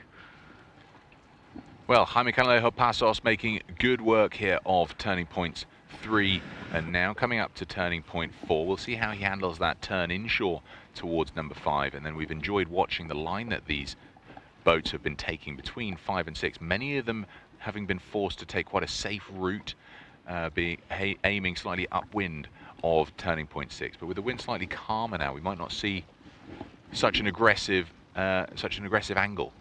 No, you probably won't see people having to play it as safe. They're going to feel a lot safer in the boat, not feeling the wind on them. So I imagine they'll be aiming straight for it. But again, I think further back on the fleet we'll see people cutting it tighter because there's more at stake with only half a boat length or a boat length between them. But also they've got a boat ahead of them to aim for, which at the front they don't have that. So the navigation's much harder with just that occasional glance over your shoulder. Well, Jaime Canalejo Passos for Spain is now approaching turning point 5. This little nip in shore before coming back out to make his way around the fort, and he'll know that he's got perhaps 600-700 meters left after turning point 6 here. It's 600 meters in from turning point 6, so he'll have been counting the distance because a lot of the athletes have been studying the maps that the event organizers have been sharing online, hopefully researching and investigating not only that, but the ocean depths and the currents that have such a vast impact on their ability to race cleanly around here. A lot of athletes coming to coastal rowing for the first time, experiencing these sea states and navigational variables that they've got to try to balance alongside their endurance. It's a fascinating toolkit essentially that these athletes need for the coastal rowing, because it's so much more than just about the rowing, and essentially they need a really versatile set of skills in terms of the research they have to do beforehand to understand the way the wind and the currents and the tide's going to affect them, and then the skills and techniques they need out on the water, and it really is a whole toolkit that they need. Coming past turning point 6 here, fantastic performance from Jaime Canalejo Passos of Spain. He's here representing the club Nautico Sevilla, and has just been building this margin ahead of Germany 2's Eduardo Gabriel Linares Ruiz of Berliner Ruder Club. There's just shy of 100 meters separating gold from silver at this stage, and he'll have that sense now that he's only got 500 or so meters left of this 6K course. It certainly is quite the lead he's built, but he doesn't seem to be resting on his laurels and backing off at all. He's pushing just as hard as he was on that other leg. That's impressive to see, that with that much distance behind him, he's still that determined to finish in such good form. And I imagine now he just wants to leave as much of a gap as possible. Well, he's ticking it over at 30 strokes a minute, compared to Germany's 34 here. We see Linares Ruiz slightly higher rate of striking. That rhythm's worked for him. He's holding silver medal position here, so a fantastic performance. And then here comes the reigning world champion, having fallen in. He's now in a medal position. I can't quite believe how he managed to do that. He's ticking it over at 34, just under 34 strokes a minute, coming past the fort now. He's been in the water, and he's still going to be leaving here with a bronze medal. A stellar performance from Adrian Miramon Quiroga. Our leader, though, Jaime Canalejo Pasos, now rounding turning point 7. The field so spread out. I think they know that their medal positions won't be changing. They'll just want to row in and maintain these places, because it'll be a bit too much to try and cover those distances. Ramon Gomez Cotilla for Mediterráneo de Málaga holding 4th place ahead of Spain 5, where we got Marc Franque Montfort for Real Club Náutico de Tarragona. And then I believe it's Great Britain's Will Loftus coming in for 6th place, but quite closely followed by a couple of athletes here who've been hassling the back of his stern through the last 2 kilometers or so. Yeah, much closer in the middle of the fleet now. We've seen such big gaps between these first 4 or 5 boats, but now I think that everybody's vying to maybe try and get an overtake in, and just one more position up if possible, so much closer in the middle. Just behind Will Loftus, it is Ferreira Bermudez of Spain, followed by Italy 2, where we got Ricardo Delfino. But our leader will shortly be coming onto the beach, Jaime Canalejo Pasos. Let's see how his finish comes in here with Sebastian. And he's greeted here in the finish by a great crowd that will roar for him, of course, many Spanish supporters, but every athlete here will be cheering for our leader here, Jaime Canalejo Pasos from Club Náutico Sevilla, with just 10 strokes to the beach here. Not much of a wave to surf on, but he'll look around. He's directly aiming at the blue arch, which marks our finish line. It's the 2021 World Rowing Coastal Championships, and it's Spain 3, which is on the beach first, and it's Club Náutico Sevilla. Now, clean exit of the boat. He's celebrating and is being celebrated by the fans here on the beach. Let's have a welcome for the new World Rowing Coastal Champion, Jaime Canalejo Pasos. And getting the first one, hombre, un saludo aquí a nuestro hermano Jaime Pasos, de Club Náutico de Sevilla, que ha conseguido la medalla de oro. Coming in 2nd place, now beaching, it's Germany 2 from Berliner Ruder Club. Former world champion himself, Eduardo Gabriel Linares Ruiz.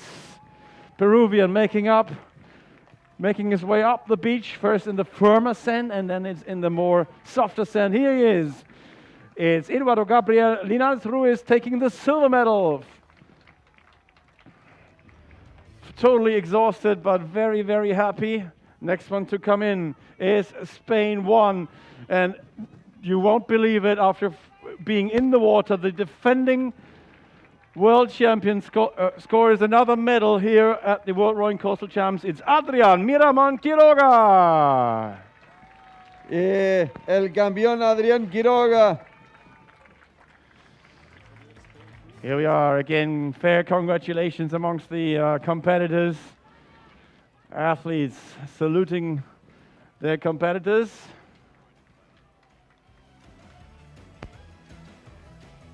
Few seconds of taking breath. The next Spanish competitor comes in, and it's for Spain 2 from Mediterráneo de Málaga, Ramón Gómez Cotilla. Grande Ramón Cotilla del Mediterráneo de Málaga, llegando aquí. Y que tenemos más de España. Real Club Náutico de Tarragona. Marc Franquet Montfort for Tarragona in the finish now. And here comes the first British athlete for Great Britain, 1 Exmouth Rowing Club, William Loftus, followed by Spain 6. Spain 6 es Club Sportivo Olimpia de Barcelona, Vito Alberto Bermúdez, que ha llegado también. And then we have seen Italy 2, Santo Italy. Stefano Almare with Riccardo Delfino. And from Sweden, Peter Berg, former medalist in this class as well, from Sweden. Ireland 1 in the finish now. and Keelan Mannix also arrived here. Keelan Mannix for Ireland. And Spain 4 also, Adolfo Marin. Yeah, followed by Monaco. Monaco from Société Nautique, Guillaume Blanc. And then Ukraine 2, that is Andriy Kachanov from Concord, followed by the Netherlands 2. In fact, Guus Mollet. Then it's Algeria Sidboudina. And then it's the Netherlands 1, the Olympic champion from the Dutch quad, Koen Metzemarkers. And the French Picard already arrived, front 7. It's Saint-Jean-de-Luz, Ouyaye, Lionel Picard. So 17 boats safely in, 1 more to come because unfortunately both Germany, Lars Wiechert, and also Ukraine, Sergei Butko had to abandon the race at an earlier stage. So 1 athlete still coming in. Happy celebrations, I can tell you, down here at the finish line. Yeah. So, ladies and gentlemen, tuning in on worldrowing.com, this was the final. It still is, actually, for 1 rower in the men's solo at the 2021 World Rowing Coastal Championships.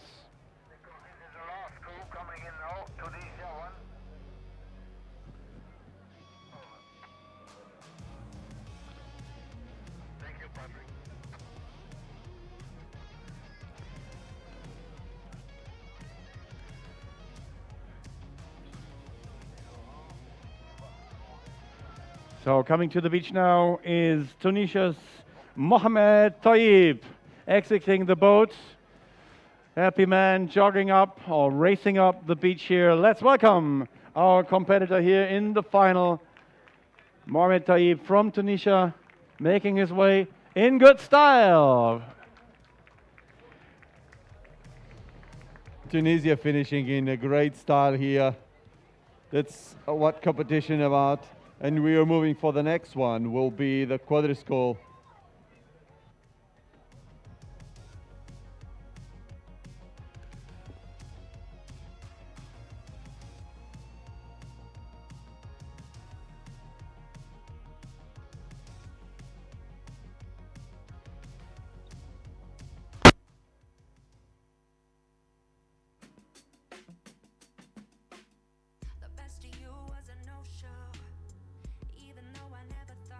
Aguardamos então para a próxima competição, vai ser o quadril masculino continuar para as 16h30, 16h35 sensivelmente. Vamos aguardar a informação oficial para darmos início à partida. Faltam apenas 2 competições aqui nestes campeonatos do mundo de remo de mar. Excelente todas estas nações aqui presentes. Portugal, de parabéns por ter recebido muito bem estas nações. Faltam então 2 competições para hoje, o quadri masculino e depois vamos para os duplos mistos às 17h15 com a entrega de prémios às 18 horas.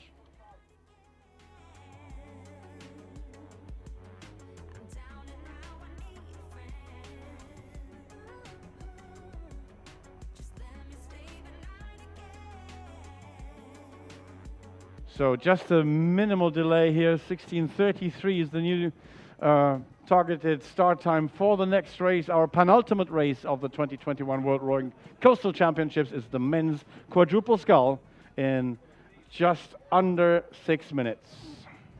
6 minutos para começarmos então com o quadril masculino.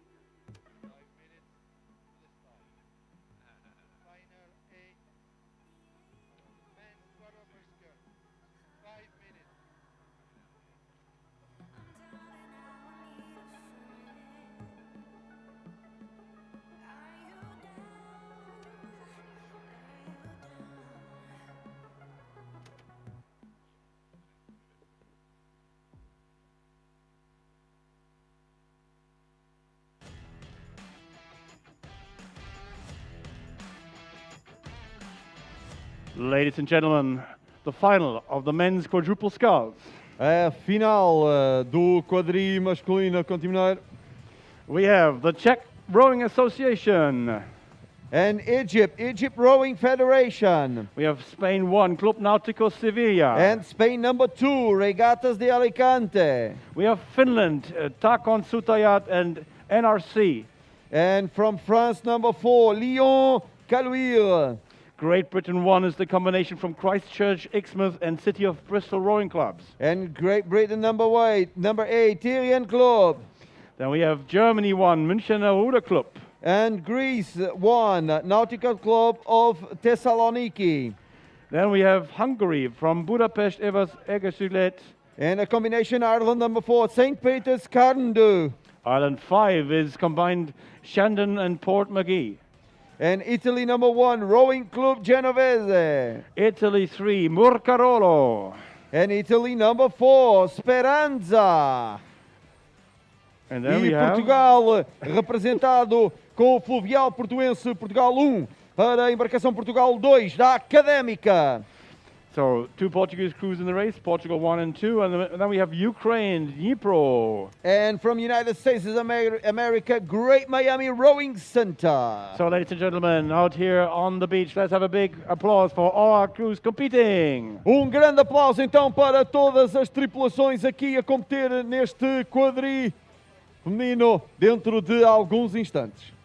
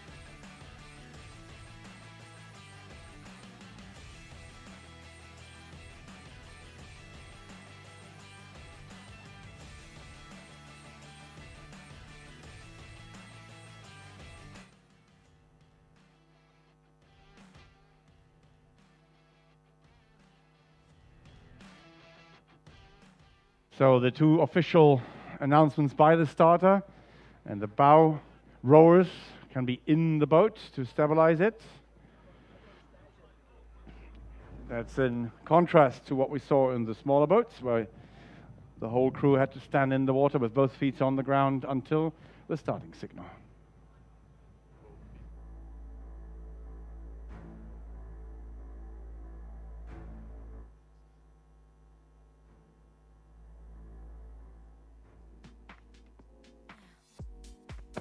So this seemed to be a false start. So it seems to be a false start here. So the crews are being called back to the bank. Yeah, so several umpires here on the beach showing the red flag plus an acoustic signal indicates that all crews have to come back to shore, please.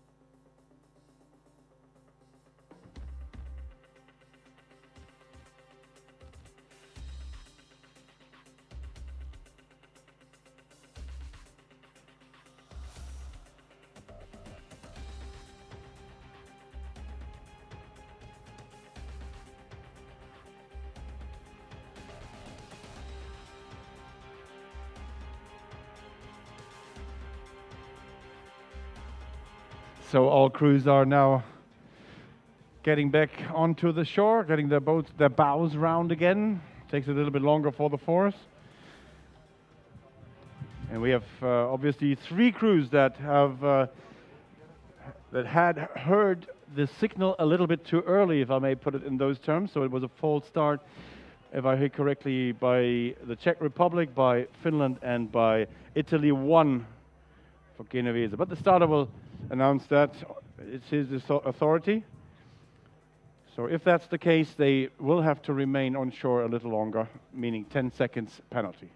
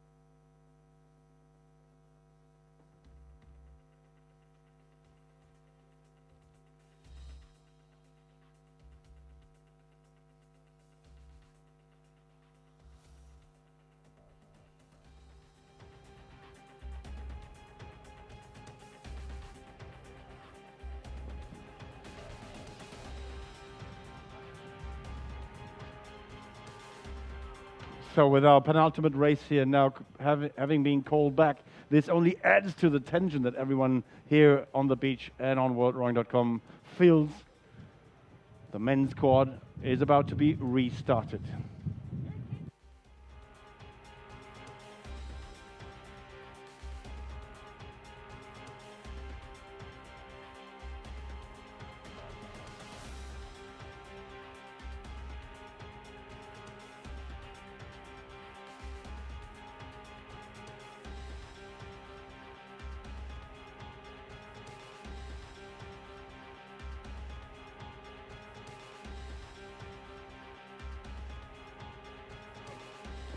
So that's the coxswain of the Italian crew from Rowing Club Genovese. Should be Eduardo Marchetti if my program is printed correctly.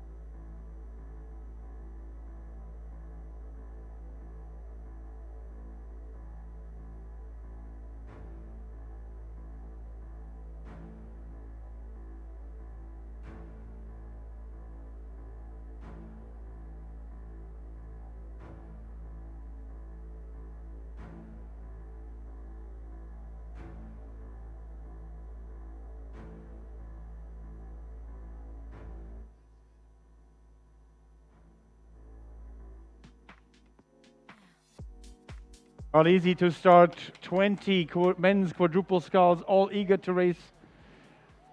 And here we are, safely underway, also with the penalty for the Czech Republic, for Italy, and for Finland. And now, no penalty at all for James Scott and Peter O'Hanlon. We're holding out in the Bay Area here, looking forward to giving you the coverage as these quads get up to speed. USA 1 leading the field at the moment, the Great Miami Rowing Center. They've had a great start here, pushing out for the early lead. Ukraine 1 going with them, Ireland 5 right alongside them. Coxed by the Hasselhoff, David Hussey looking to set them up with a great strategy as they move their way up the field. A really good start, in fact, for Ireland here, where we've got the Shandon and Port McGee combination, trying to go with Ukraine, where we've got Dnipro, an impressive quad here. The Ukrainian internationals, Sobotko, Natuka, Mikhail Boloshenko and Tatserev, they're pushing out to the front now, which means second place USA, third place Ireland 5 as we come out of this little bay area in the shadow of Fort de São Julia de Barra here with the penultimate race of the 2021 World Rowing Coastal Championships. Ireland solidifying second place as they move up through the USA. Great Britain's UL Tyrian club sandwiched between them, and quite a packed field here. It's only Ukraine who have nearly broken clear water at the front of the field. And what a great place it must be to be in with that clear water ahead of you. So much turbulence coming off the back of these bigger boats. It'll be really hard to be at the back of this fleet. You can see the texture of the water having changed where they've all been and joining up with the darkness of the water that we're now in, where the wind is really starting to have an impact on them. They'll all be starting to feel that breeze come in across their left-hand shoulders, and it's only going to continue to build the further out to this first mark we get.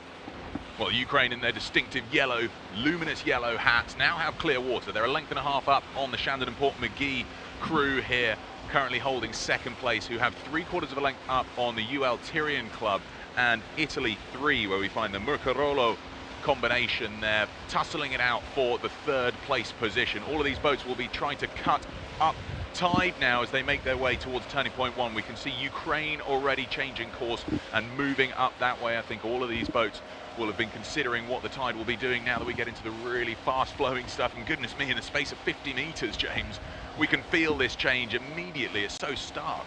Yeah, we can feel it and see it, the way us sticking to the right-hand side of the fleet are moving with them, and I can just see this mark flying across the horizon behind us. However, a lot of these teams seem to have cottoned onto it. They're adapting really, really quickly, and as you say, the Ukrainian one team at the front really pushing up to the up tide side, and they're going to be in such a good place, having the clean water and the space to do that. Any team that's stuck on the right-hand side of this fleet and wants to is going to struggle to find the space to be able to make it happen. UL Tyrian club now in second place. They've moved up past Ireland. They're 2 lengths down on Ukraine, who have just had a great start here. They're full 2 lengths out in front, and they're continuing to move up tide of this first turning point. Will the following crews do so, or are they all going to pinch in onto turning point 1? I think, James, you have a view there that we've seen carnage throughout as we come up to this turning point. Crews just really struggling to gauge the flow, which is starting to pick up here. What do you call it, 3 or 4 knots? Yeah, I'd say probably there's at least 4 knots running now that we're in the middle of the tide. And just for some perspective, that is faster than an Olympic swimmer swims, which means you can't even swim against this sort of thing. And to try and row against it, it's so hard to gauge how much force there is moving here. Right, coming around the turning point now, let's see how Ukraine have handled that steering. It's expert stuff from Ukraine. Great Britain now try to steer up tide of it. Are they going to make it around? It's going to come down to a stroke or two. We're going to see them here. They've just crashed into it. It's a really hard one there, and everybody piling in to Great Britain, who have caught entirely on that buoy. We see one of the crews go entirely to the wrong side of it. Italy coming around. The Czech Republic, despite having had a 10-second penalty, are second around the buoy. So a fantastic race from them, getting back into contention. They're second round cleanly. Italy 3 coming with them now. And the buoy is almost entirely underwater as all of these quads find themselves stuck up on it. USA following the Czech Republic, tussling it out for third place with Portugal 2 and Italy 3. There are still boats down at the mark on their second attempt around it, getting caught up on the boats that are still caught up on it, and they're having to go for a third attempt to make it round. So difficult. Czech Republic 1 in second place, then Italy 3, then USA 1, but only half a length separating Italy from the USA, and then half a length back Portugal 2 in 5th place. France 4 getting tangled up in between Spain 1 and the UL Tyrian club, who are moving back up, trying to get back in to the front of the field after that challenging collision with the buoy. Portugal 2 on the far side have a bit of clean water here. They might be able to get their boat speed up and move up. That's the Academica quad over on the far side, as they now, all boats, I believe, successfully around the buoy. They'll be thinking about these challenging conditions now as they want to start to move up towards turning point 2. The flotilla of ribs and yachts all here trying to follow what's going on and make sure that should there be any collisions or any safety issues, everybody is kept good and safe. And in these conditions, it's such an important thing to have that safety cover, because there really is the potential for things to go wrong. As we've seen at the buoy, it wouldn't take much even for one of the bigger boats to tip over, as we've seen with some of the smaller ones. But everybody now safely around and pushing hard into this quite steep chop now, and these bigger boats are making very hard work of it. We saw with the singles before, it was messy, but they managed to keep the boats moving, whereas now with the bigger and the longer boats, we've got some fairly big impacts as the boats are slamming down off the back of these waves. The tide against this wind, making a really short chop. And when I say short, what I mean is that it's driving the backs of the waves up into an almost vertical drop on the far side of them, which means that it's not possible to ride down the back of the wave like it is with a nice gentle swell or even a steep swell. It's just a drop right off the back, and every impact is slowing the boat down. And how would you describe the wave depths here now that these guys are all facing? Because this really has picked up compared to just 45 minutes or so ago when we had the previous race for the men's solo.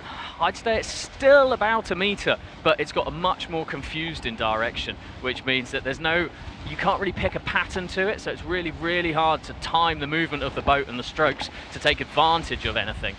You're just going to get hit from all directions, and again, to try and keep 8 blades in the water at the same time, moving with the same power, almost impossible. So out in front, the fantastic performance from Ukraine leading the way. They've absolutely motored away from the rest of the field. They've got perhaps 60, 70 meters up on the Czech Republic boat, who had a great rounding in that buoy, considering their 10-second penalty. Now contesting for third place, UL Tyrian Club alongside Italy 3. That's the Mercarolo combination from Italy, who are alongside USA 1, the Great Miami Rowing Center, who are trying to contest for third place. Just as we hit some really choppy stuff, James Fox in the stroke seat of their UL Tyrian quad catches the crab with his left blade. He's righted it. That's lost them a seat or two alongside Italy and the USA, but no issues. All these 3 boats contesting the bronze medal position back up to full pace. France 4 trying to come up the middle. The France 4 boat here we've got from Lyon Calauir, trying to move up in between USA 1 and Italy 3. Watching the way the Czech boat has managed to come back from a 10-second penalty starting at the back of the fleet so far behind and now be so comfortably in second place just goes to show that sometimes starting behind everybody just allows you to have a perspective that nobody else has got, and also the clear water around you to make your own decisions. A lot of the boats in the fleet may well have realised that they didn't want to be where they were approaching that first turning point, but they just had nowhere to go. Well, we're perhaps halfway between these 2 turning points, which means we're halfway along this 1.9k stretch. So these athletes already done 2k. They're a third of the way through the entire race and still out in front, showing no signs of slowing. Ukraine dominating at the front of the field. Czech Republic holding on to second. They're in a very commanding position to be able to look back and see this pod of quads trying to move up the field. And Great Britain level with the USA for third place at the moment. Italy 3 alongside France 4 and Egypt 1 battling it out for 4th. So very little separating this race for bronze at the moment. No, Great Britain 8 team did a fantastic job of getting so caught up on the buoy, but then when they did finally manage to make it round, which was no mean feat, to be on the inside there then meant that they hadn't lost much ground and they didn't have to row the long way round that a lot of the other teams did. But the ones in the middle, I think, will have really lost out there. Yeah, tricky stuff. It's interesting to see them so densely packed here. We've seen in some of the previous races on this second leg them a little bit wider out. We'll see when they come into the spin inshore how widely they spread out. We're coming up towards this second turning point. Ukraine now perhaps 60, 70 meters in front of the Czech Republic. Czech Republic maybe 30 meters up on Great Britain now, who have a canvas up on the USA 1. To see how quickly we've covered this distance, the extended distance between turning point 1 and turning point 2 just shows how much tide there is running in the first bit. We've absolutely flown along this course. I can't believe we're already at the second turning point. And as you say, first and second, both with fairly sizable gaps between them, but there's a real pack chasing down that third place. And again, if nothing opens up, it's going to be really, really... Well, as we come up towards the second turning, coming round the bend now, Czech Republic still behind them, and Great Britain are now half a length up on the USA, who have been closed in on France 4, and not far astern from them, Egypt 1. So the UL Tyrian Club 3/4 of a length up now as we come up towards the turning point. Super race though for Ukraine. So here again we have the situation where our commentators need to find not their feet, but a better position for having good commentary. We have a great crowd down there. Can we hear you guys? Come on. Let's have a big cheer for our athletes out there on the water.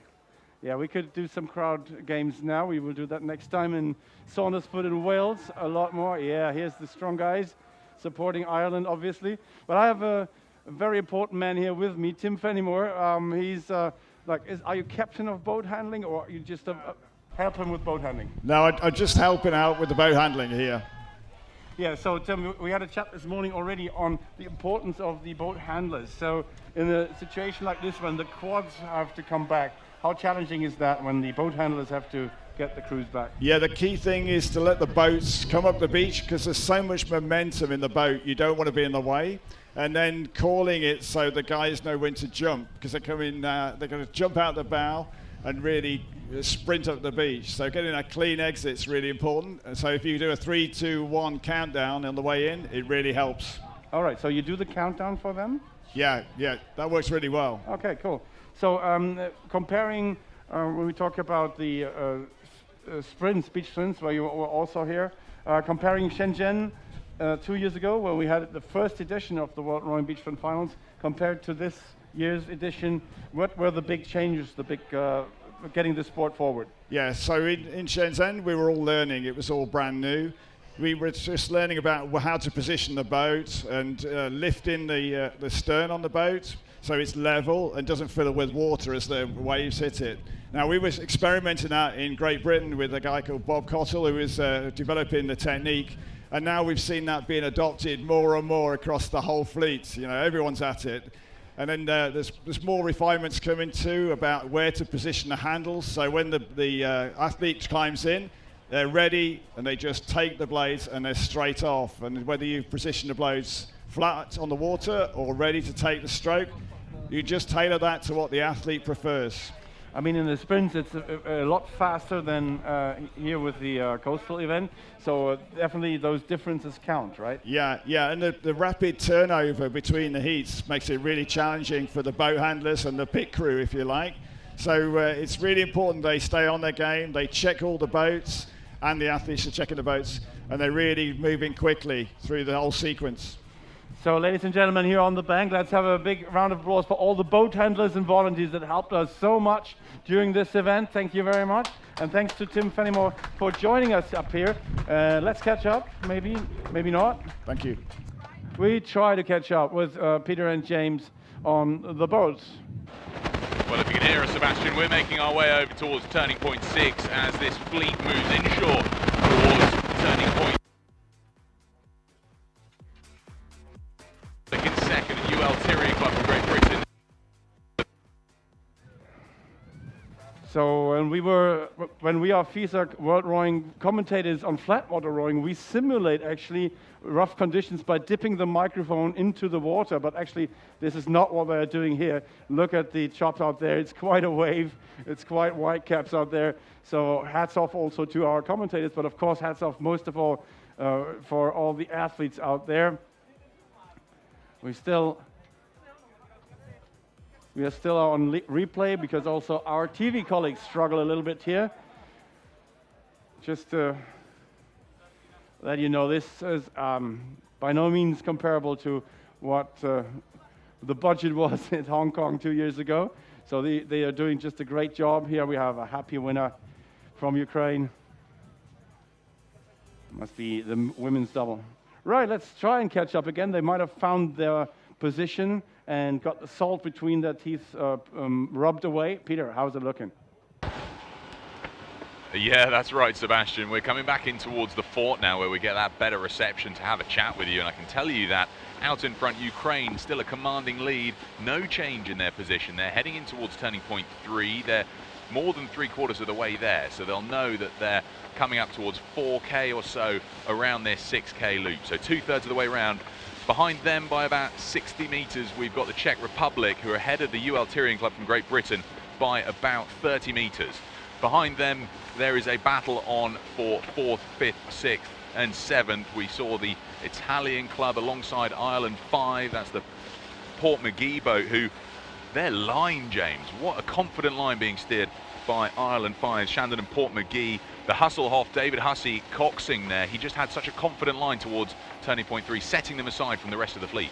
Yeah, they were set a long way out to the right from the rest of the fleet. Everybody else heading for what they thought was straight for the mark. But again, this tide that's running out this river, pushing them left, further down, down, down on that line. And I think the advantage that the Irish team there had was suddenly, when they came around that mark, they could see what was happening to all of the other boats and were able to then compensate for that effect and take it into account right from the beginning. So instead of rowing half the course and then realizing they've been pushed that far down tide, they were able to start making a really, really bold course, pointing quite a long way up, almost towards the mark to the right of it, knowing that, obviously appreciating that the tide would push them down and eventually they were going to end up in exactly the right place. But as you say, it's a confident decision to make. It's almost one of the challenges of leading the race, because you can't look and see any other crews being affected by those currents and compensate yourself. So Ireland 5, Shandon and Portmagee were contesting for 4th place when we left them on the way to turning point 3. They were alongside Italy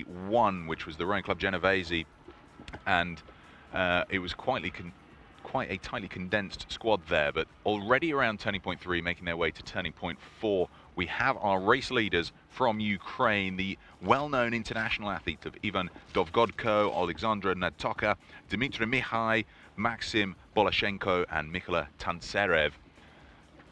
I think that was just the most confident start we've seen yet. They gave it absolutely everything in that first kilometre. We heard it from some of the previous Ukrainian athletes that performed so well just in the last couple of races. They really gave it everything to get to that first turning point.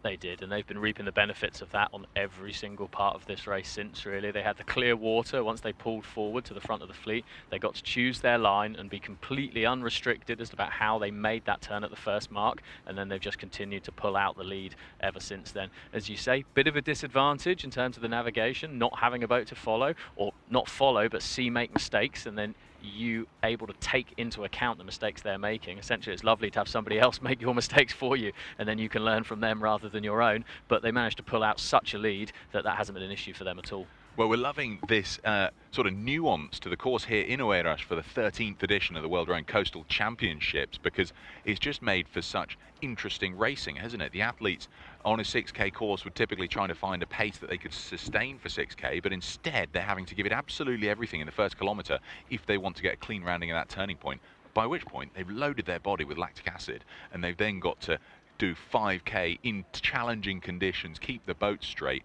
when their muscles will be killing them after that first kilometre.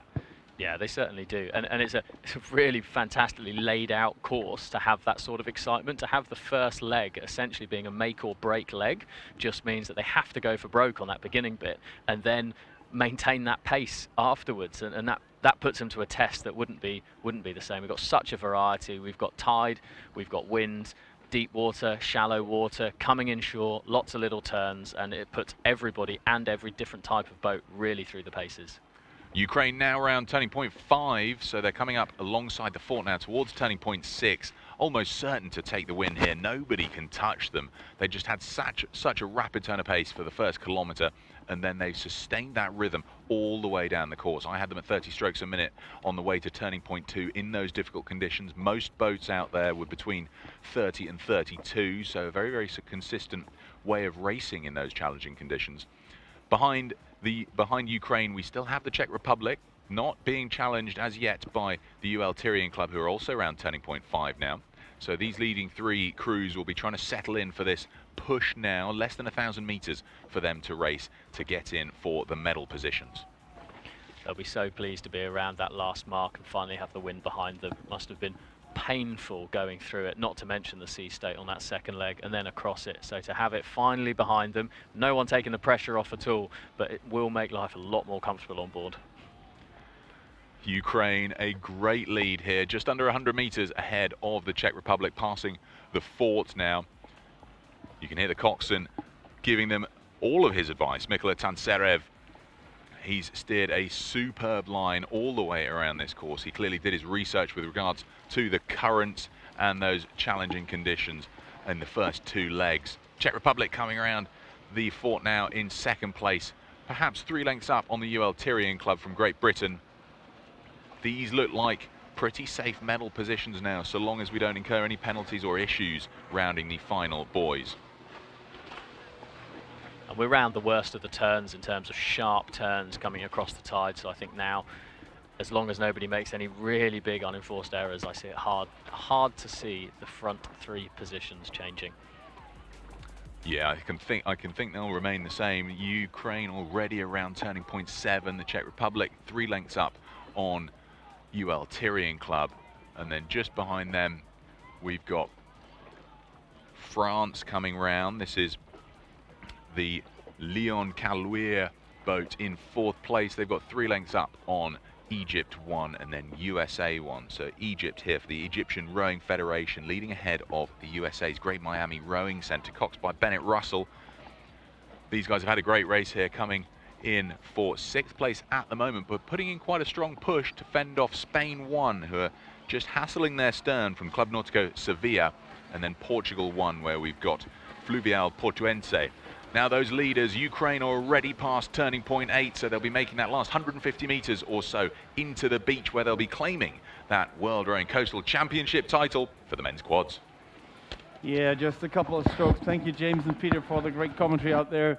Just a couple of strokes, maybe 15 to the line. They catch a nice little wave here, and Ukraine has already been very successful indeed during the 2021 World Rowing Coastal Championships. And here it looks like another gold medal for a Ukrainian crew, and it will be the crew from Dnipro.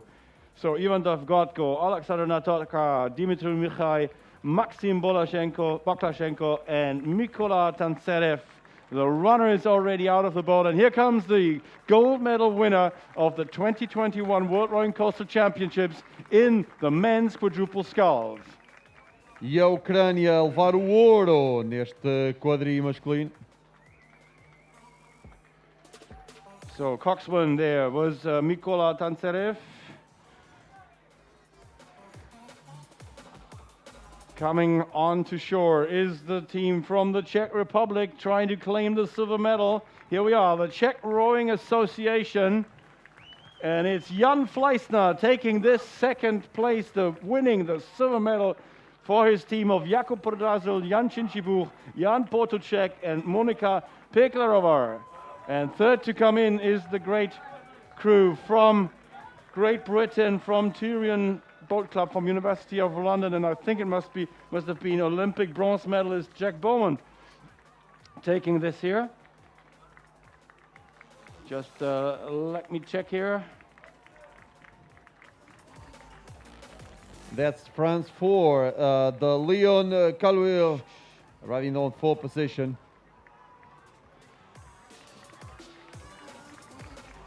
And we have Spain. Yeah, Spain 1 coming in, and then it's,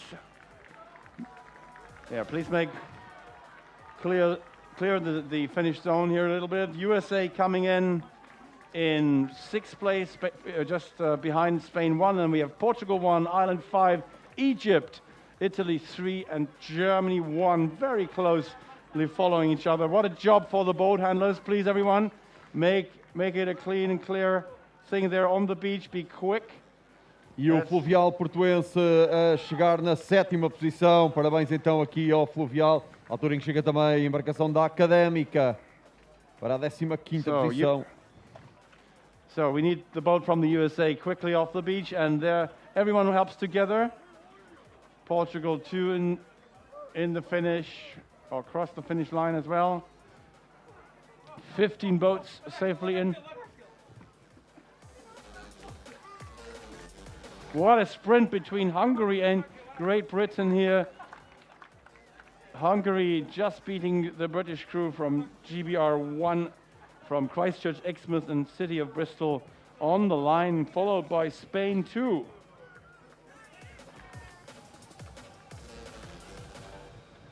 So Spain 2, Regatas de Alicante. taking place number 18. 2 crews out on the water still. One had to correct their way and go back to our buoy at turning point 8.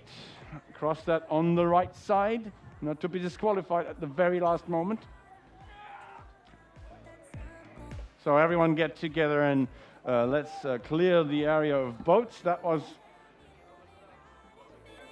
or is still the final of the men's quadruple scull. 2 boats still have to come in. And just a notice for our crews here on the beach, let's clear a beat and just remember, bring back your hired boats to the boat builders and help them get the boats on the trailers. Of course, that is a matter of honor to finish your job as you would if it would have been your own boat. Here comes Team Finland. Takon Sutajat and Nestero clubs.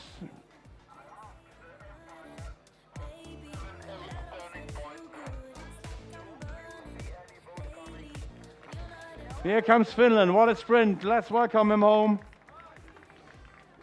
That was Joel Naukkarinen finishing this for his country. Well done, Finland, 19th place overall. You were in the final of a world championship.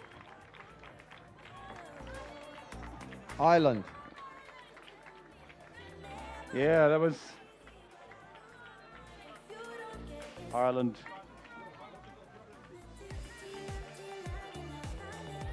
So Niall O'Toole finishing here, I think. Fantastic race, everyone.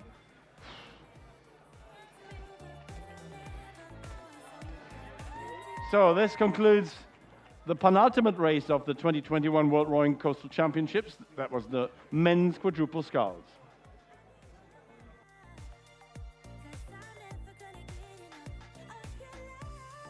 And for those of you tuning in on at home, everyone, those beautiful shots, the recaps of the men's 4. We've got one more race for you, one more delicacy. It's the coastal mixed double sculls, which will be the last race of these 2021 World Rowing Coastal Championships in Oeiras, Portugal.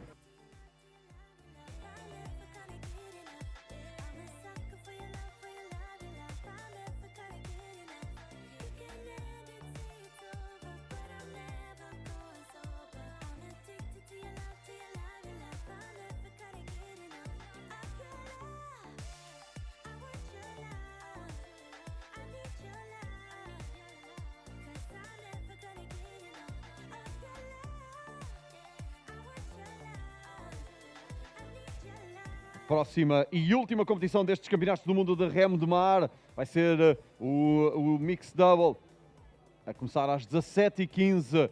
Oeiras recebeu então de braços abertos esta grande competição mundial, este campeonato do mundo de remo de mar.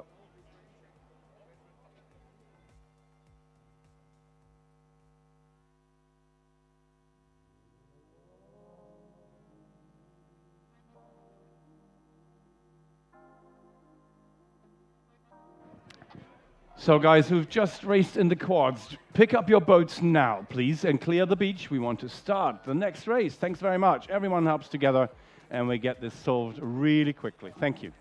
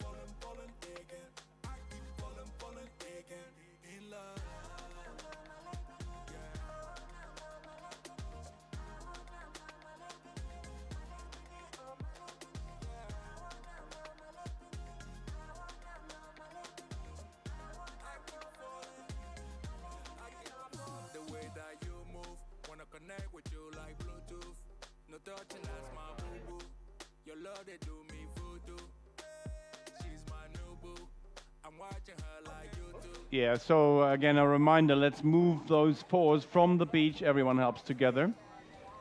Atenção a todos os remadores, vamos lá retirar os barcos aqui da linha de saída para passarmos à próxima competição. Que informa a todo que tenemos que quitar las embarcaciones que están aquí en la grella de salida para la próxima competición, que será lo Mixed Double, que nos vamos a retirar las embarcaciones de 4 lo más rápido posible para que podamos empezar la próxima.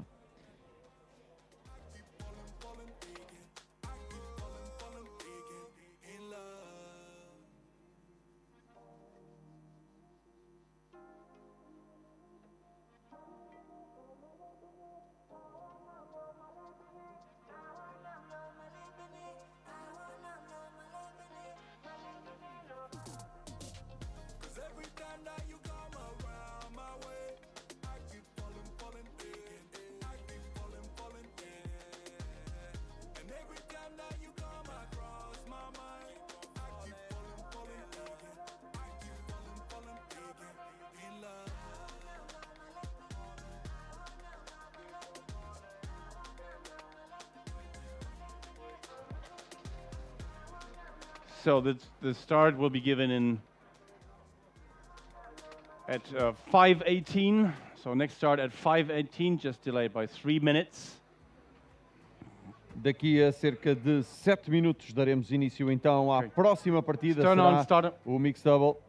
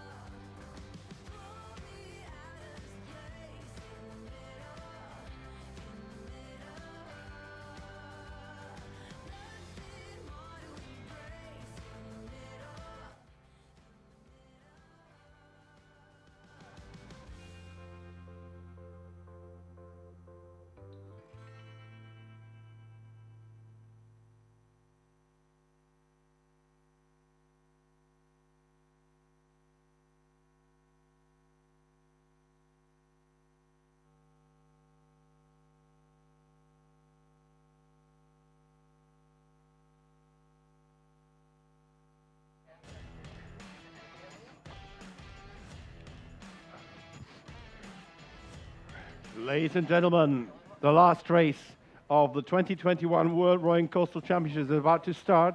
It's the final of the Coastal Mixed Double Sculls. Ok, vamos para a última competição deste Campeonato do Mundo de Remo de Mar. Vamos para as duplas mistas. And we have Canada, Leander Boat Club Canada, Aubrey Oldham and Sarah Pigeon. From Denmark, DSR, Meet Peterson and Torleif Ruud Lindholm. Spain 1, Mediterraneo de Malaga, Nautico Sevilla in combination Jaime Caralejo Pasos, whom we have just seen racing in the single, Natalia Miguel Gomez with him. And Spain number 2, Mediterráneo de Málaga with Ramón Cotilla y Carlota Gil. Spain 3 for Malaga as well, Javier Madrid Balibona and Celia Miguel Gomez. And we keep on Spain 4 with the Mediterráneo de Málaga, Miguel García y María Mancha. Spain 5, Real Círculo de Labradores de Sevilla, Esther Brice Zamorano, Ander Martín. And Spain number 6, Mar de Clot de Lilol El Campello con Nadia García y Adrián Quiroga. France 1 for Libourne, Maya Cornu, Damien Bludo. And France 2, Saint-Malo, Clément Thomas et Juliette Audin. France 7 for Lac Bleu, Aviron, Edwige Alfred, Ludovic Duby. And Great Britain Terrier, University London Terrier Club, Emily Ford and Oliver Stefan. For Hungary, we have Adrian Juhasz and Siham Abid. And for Ireland 5, Kirlogin and Shadow, a double with Monica Durovska and Roman Barn. For Italy 1, we have from Thierry Padova, Aisha Rocek, Simone Martini. And from Monaco, Quentin Antonielli y Gaia Umbra Ciavini. From Poland, for the Polish national team, Agnieszka Kobus-Szawojska and Maciej Szawojski. E de Portugal, o Vila Condense. For Ukraine, from Dnipro, Anastasia Kozenkova and Sergei Budko. And Ukraine 2, Concord, Yuri Ivanov y Diana Dyemchenko. So these are our crews on the water very soon. Again, a beach start. And everyone is under starters orders now.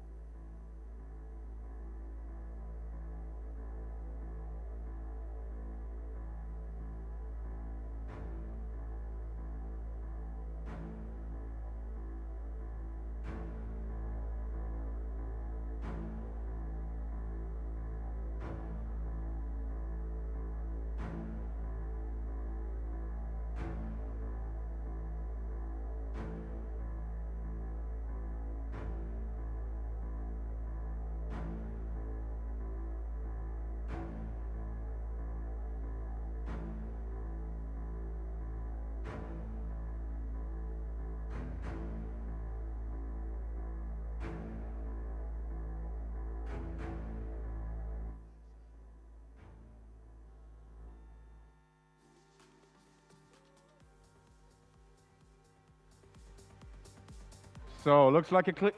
Oh, red flag, red flag, red flag.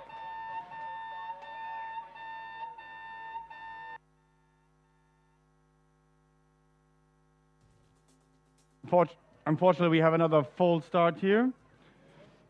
All the boats will be coming back to shore. Tivemos aqui uma falsa partida, os barcos vão ter que regressar agora à água novamente para sairmos de novo para esta última competição do Double Scull misto. Aqui nestes Campeonatos do Mundo de Remo de Mar, em Oeiras. Está de braços abertos a receber este grande evento, uma organização da Federação Portuguesa de Remo, com o apoio de Jorge Santa Casa. Tivemos em direto para milhares e milhares de lares através do worldrowing.com e continuamos até à final.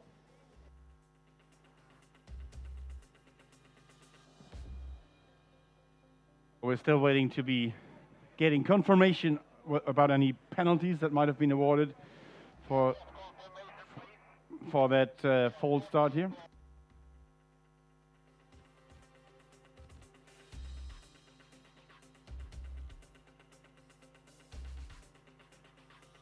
Yeah, so the confirmation for you at home on worldrowing.com, Italy won from Padova and Poland. They both, well, they had the habit of hearing a little bit too early.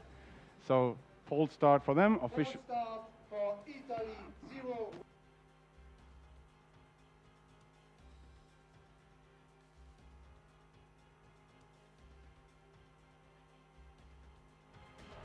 So that was the official announcement by our starter.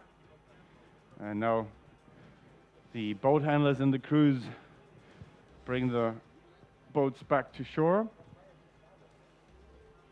Já tivemos então a informação oficial das penalizações, com uma partida antecipada da Itália 1 de Padova e também da Polónia, a equipa nacional da Polónia com 10 segundos de penalização. Vamos vê-los partir um pouco depois, ou seja, 10 segundos depois das restantes embarcações.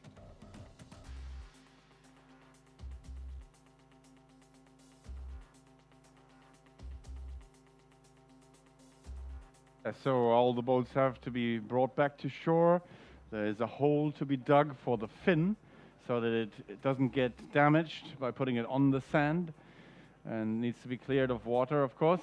And then we can get underway again with this race, the last race of the 2021 World Rowing Coastal Championships. What a great championship we've seen so far. So many great races made possible by the support from the Portuguese authorities, including the Oeiras Valley municipality. So muito obrigado for that. The Portuguese Rowing Federation as well playing a major part in this, as have the other partners. So thanks very, very much for hosting us so well here in Oeiras in Portugal.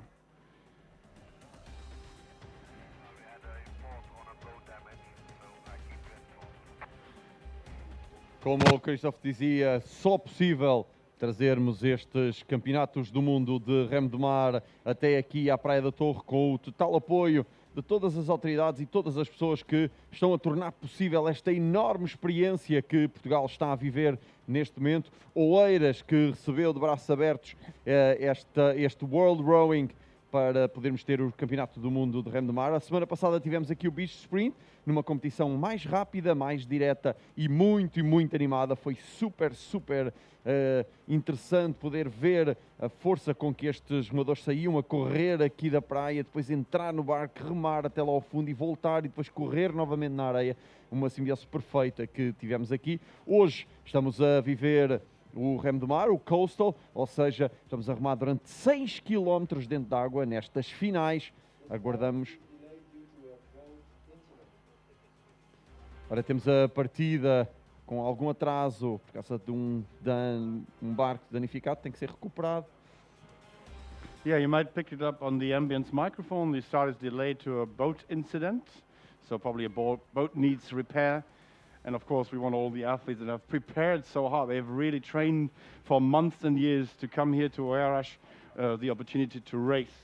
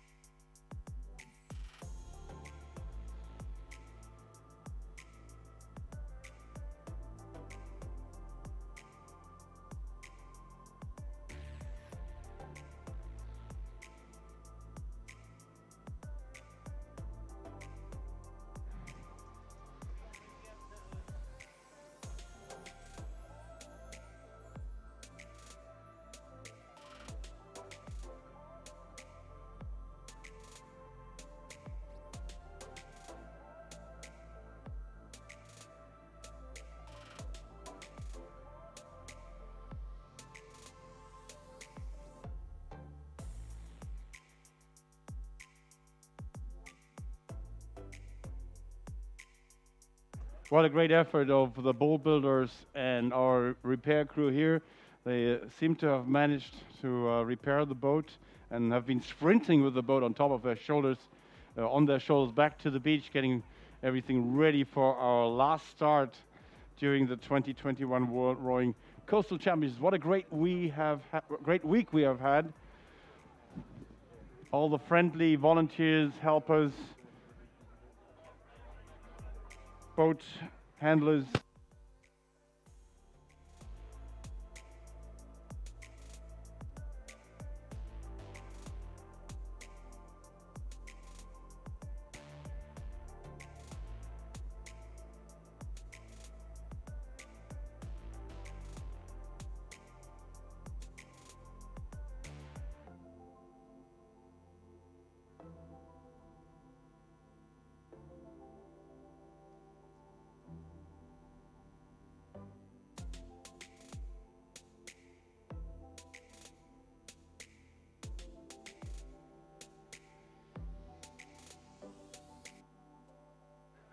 Yes, just a few tense moments before we get this again underway.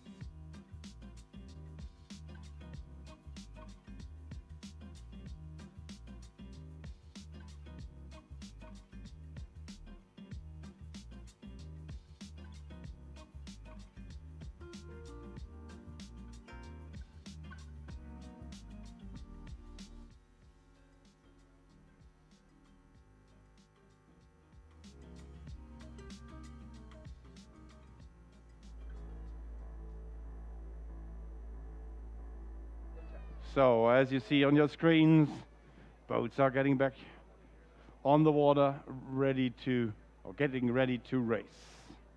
Let's hope this time everything goes well.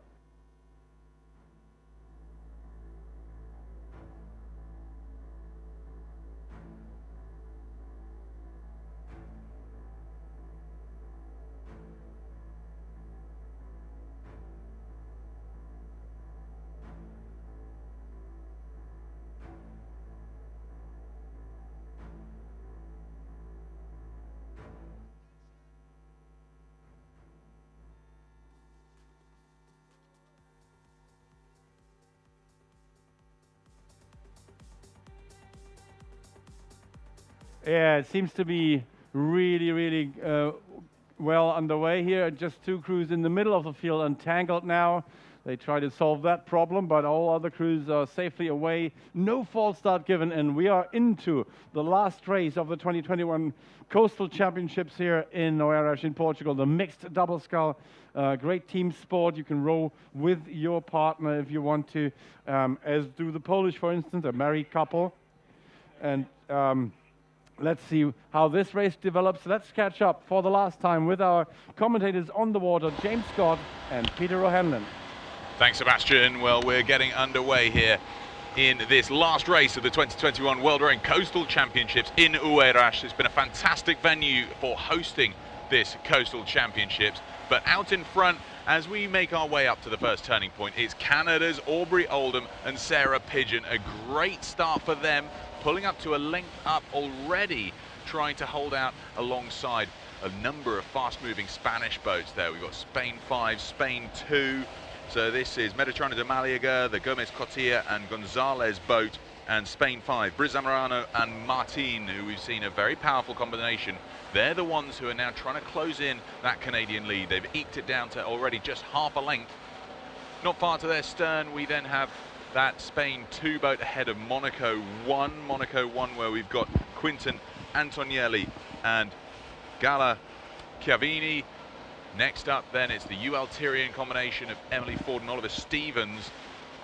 But nestled in between all of this, we can't quite see the bound number, it's another Spain boat. So that's the front of the field. Ukraine 2 on the near side. They might be cutting it fine considering the current. Ukraine 2, where we've got Concord's Yuri Ivanov and Diana Dimchenko.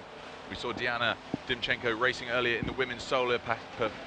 Fantastic performance for her, taking that silver medal. But now, pushing out at the front of the field, it's Spain 5, Esther Zamorano and Ander Martin. I think those 3 boats right up at the front left corner of this pack are in a really, really strong position to be making this mark. The entire fleet has actually kept a much more uptight position than we've seen with a lot of the boats so far and through the races we've had earlier today. So I think that actually maybe everybody's judging it well, and if they all do and we have a less dramatic mark rounding than we've seen, then that will be a real success for the teams in reading the water ahead of them. Well, out in front, Spain 5, Esther Zamorano and Ander Martin. They've got a length up on it. Spain 6 here, where we see Adrian Miramon Quiroga, that rapid athlete who leapt back into his boat and still took a bronze in the men's solo. He's there with Nadia Felipe Garcia for the Clotililo El Campeo. They're currently in 2nd place ahead of Monaco, who are trying to cut up tide now and could well clash with Canada on the far side. Quinton Antonielli for Monaco and Gala Chiavini trying to make their way up tide so that they don't come into any collisions coming to this turning point. Tough to choose 5th, 6th and 7th behind them there as we come into this much trickier water. I see France 1, Maya Konu having a look around. She's such a capable coastal rower.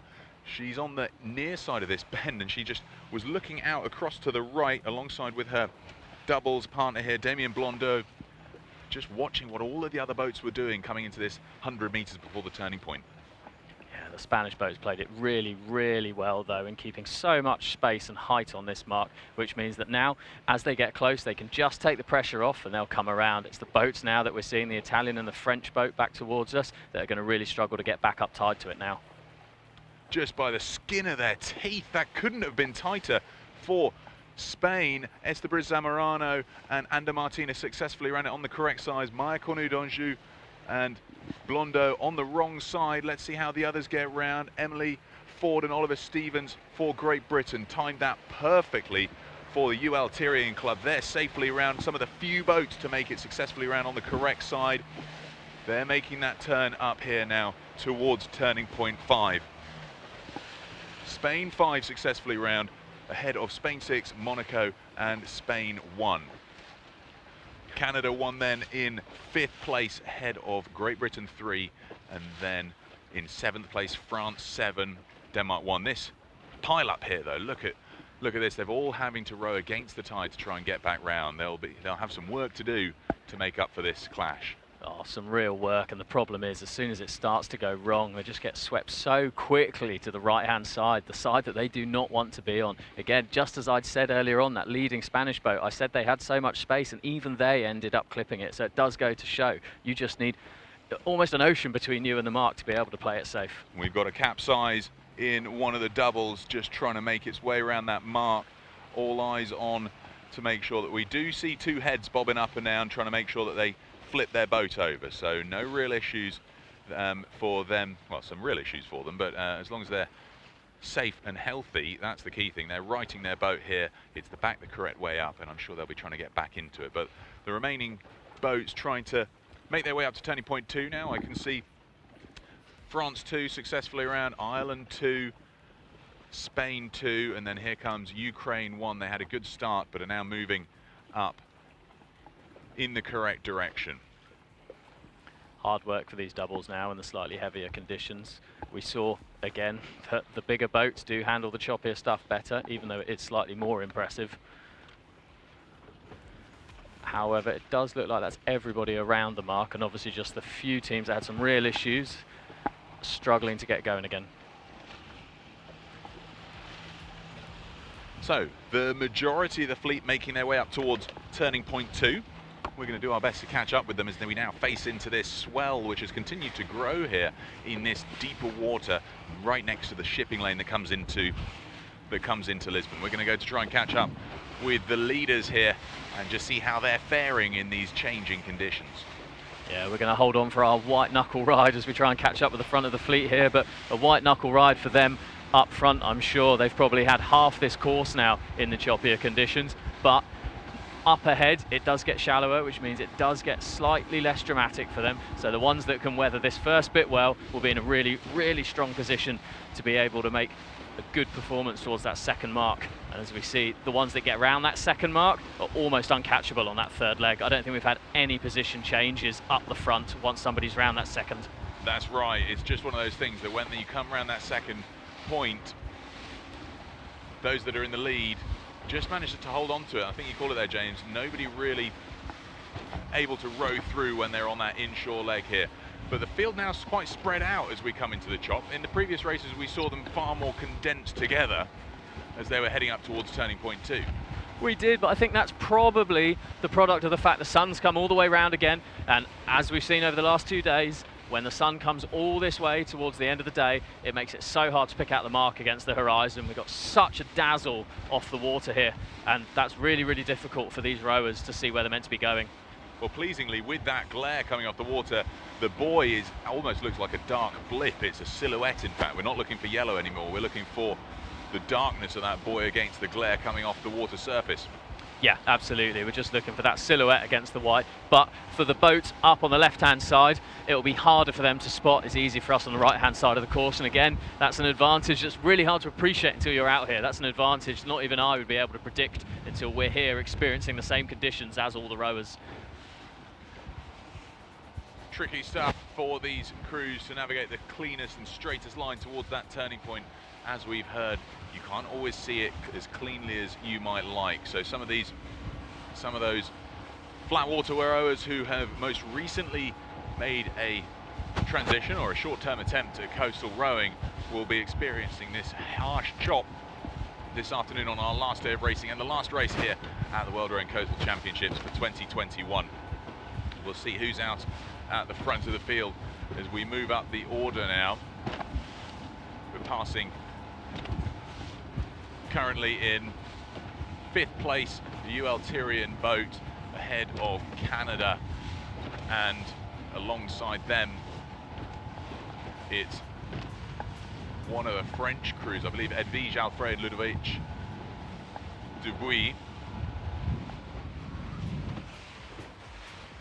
So we're going to make sure that we have a clean sight at the front of the field. It's tricky to make out. If we're going to go to the front, we need to make sure that we don't create one. I think the leaders up front who did get around that first mark clear though have pulled out probably a 3 or 4 boat length lead, but it does look like second and then third place are really in contention between the chasing 3 boats there.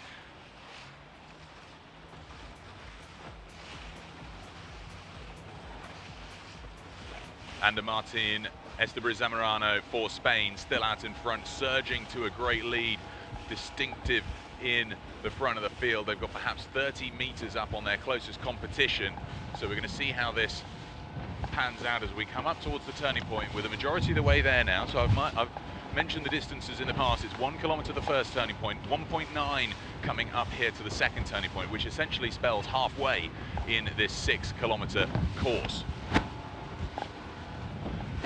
What a distance that 1.9 kilometers is to maintain this sort of pace for. They probably thought that that first leg was hard, but this is where you're really going to start to feel the burn. A lot of them will have gone so hard to make a good line for that first point, and now having to maintain that momentum on this second leg. So difficult to keep doing. Behind Estebres Zamorano and Ander Martin, we have Adrian Miramon Quiroga, Nadia Felipe Garcia currently holding on to second place. Then it's Spain 6 and Monaco 1 battling for the bronze medal position. It's very, very close indeed. In fact, it's Spain 1 who are in silver medal position. That's Canalejo Pazos, who just won the gold medal in the men's solo, and Miguel Gomez, they're in silver medal position.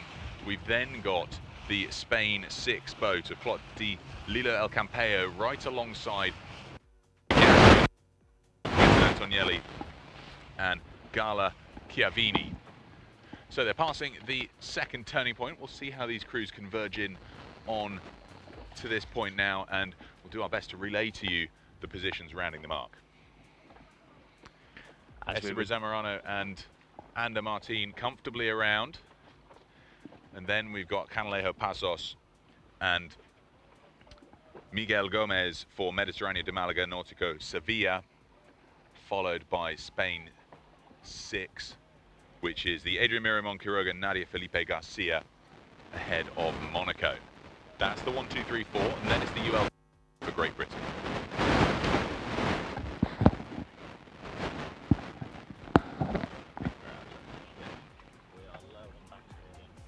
Are we really?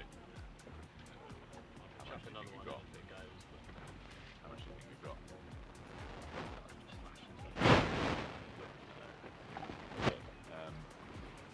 So tricky conditions out there, not only for the rowers, but also for radio transmission.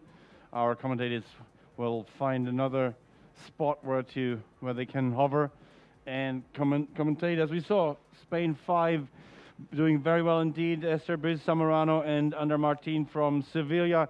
Also a very good race so far from the crew from Malaga, the Spain 3.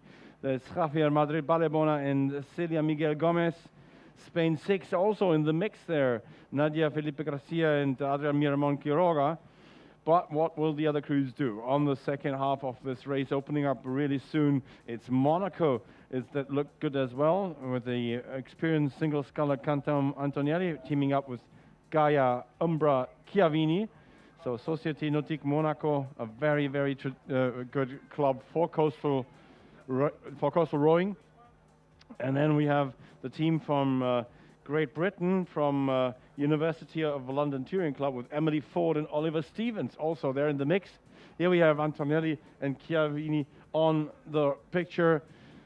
You can see how they do it well, how they struggle still. They are on the leg where they have the waves coming in from the side, so the waves are lifting up the boat and making it a little bit more unstable. Still, they managed to get quite a clean catch here from for every stroke and maintain boat speed by doing that. So excellent job there from the Monegasque crew.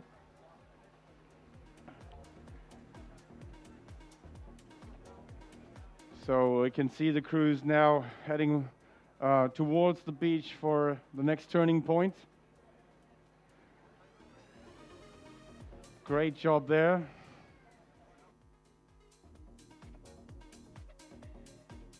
We give it another try with James and Peter, please.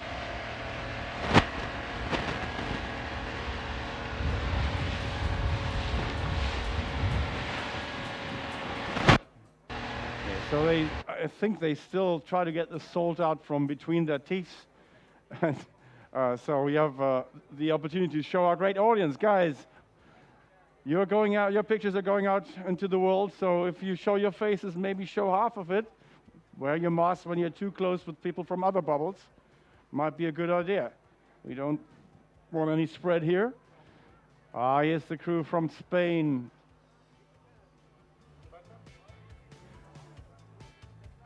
So, Peter, give us an update. How's the situation in this race, the last race of our World Rowing Coastal Championships?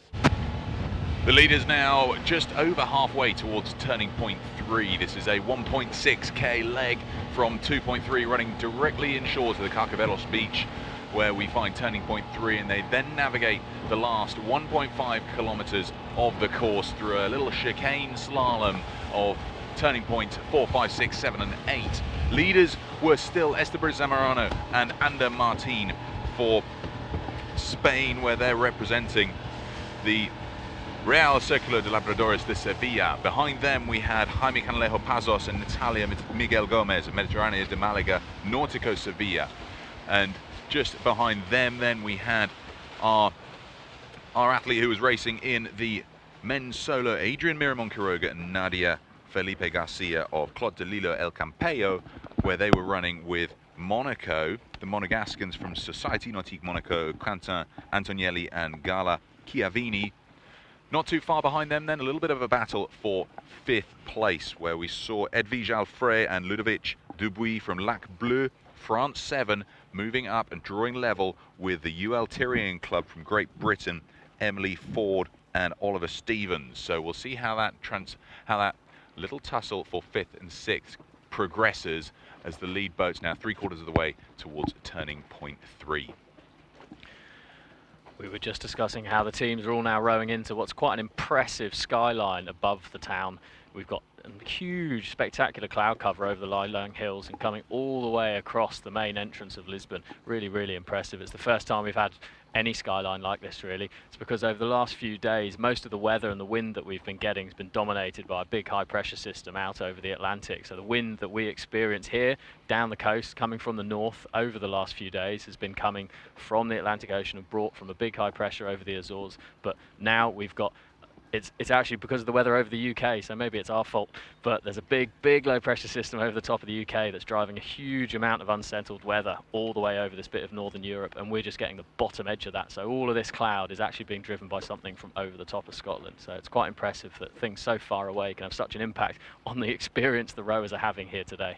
Absolutely right, but we are now well inshore to when we were bouncing around out by turning point 2, and conditions here much calmer despite the current still flowing quite rapidly. We're not too far away from low water, James. No, still a couple of hours to go, but it's really hard to predict how the current is reacting this far inshore, especially in the shallower bits with all of the contours around the fort and then the bay. There's a potential to get lots of back eddies and stuff, though what we have seen is pretty strong current in the direction that's meant to be flowing. We're on the ebb tide now, so a few hours to low water, which means the current is moving from the city out into the bay. So they've got it coming across on their right hand side at the moment, but they're going to be rowing back into it in a minute. Hopefully the worst of it's past, but as we saw out of that first turning mark, it's by no means over and still has a lot of influence to play on the way this race is rowed. Well, it's handy having quite a certified ocean master here with me out in the water next to the Fort de São Julio de Barra here in Oeiras as we come into the last 1,500 metres now of our last race on the last day of the World Rowing Coastal Championships. Our leaders out in front successfully navigating their way around turning point 3. Esteban Zamorano and Ander Martin from the Real Circulo de Labradores de Sevilla club now making their way on this 300-metre leg towards turning point 4, where they'll then cut directly back inshore for the 200-metre stretch to turning point 5. Looks like clean turns for the crews directly behind them, where we recall that it's the Jaime Canalejo Pasos and Natalia Miguel Gomez of Mediterráneo de Málaga Náutico Sevilla who are holding second place. We'll see whether Adrian Miramon Quiroga and Nadia Felipe Garcia have managed to erode their lead and see if these 3 Spanish boats are still tussling it out for the medal positions. Monaco will certainly be in the fight. Quinton Antonielli and Gala Chiavini, Société Nautique Monaco. Once they come back into sight, rounding turning point 4, we'll get a better line on how they're handling these slightly easier conditions inshore compared to out by turning point 2. Yes, absolutely. And I know we said before that whoever makes it around turning point 2 normally ends up with a lead that doesn't get taken from them. But with the Spaniards chasing, if anyone's going to be able to erode that lead and take it from them, it is them. You know, having seen some of the seamanship they displayed earlier with the righting of a capsized boat in the men's single race, if anybody can handle these conditions that well and take advantage of them, it's going to be that team. Well, they were in third when we last saw them, so we'll see how they've moved up through the order. Our leaders, Esther Zamorano and Ander Martin at 30 strokes a minute, moving inshore now towards turning point 5, and the rest of the fleet starting to follow their way around turning point 3, all a little bit more strung out now. So when there's less challenge of clashes alongside each other, these athletes now in the slightly calmer conditions will be able to focus on their endurance strategy for trying to move up the field.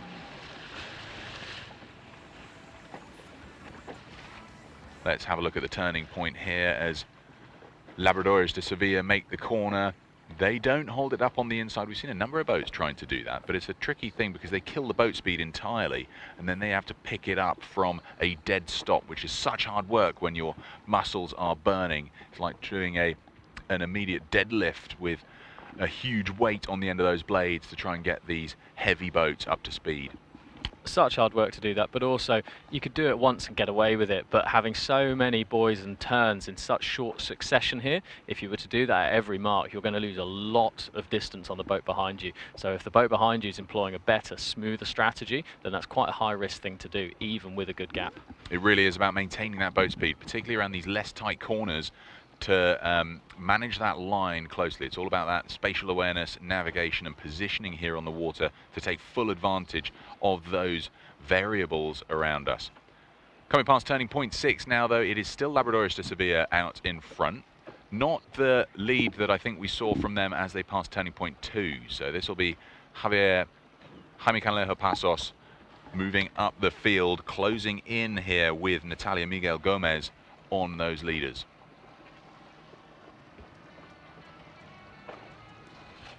You can see here how they're able to take it just that little bit easier. They're not having to move their bodies around as much as they were in the rougher stuff to keep the boat balanced and maintain the good contact with the blades in the water. So much more settled on this inshore leg, but into the tide, so it's not going to be easy, and they're going to be feeling every single stroke.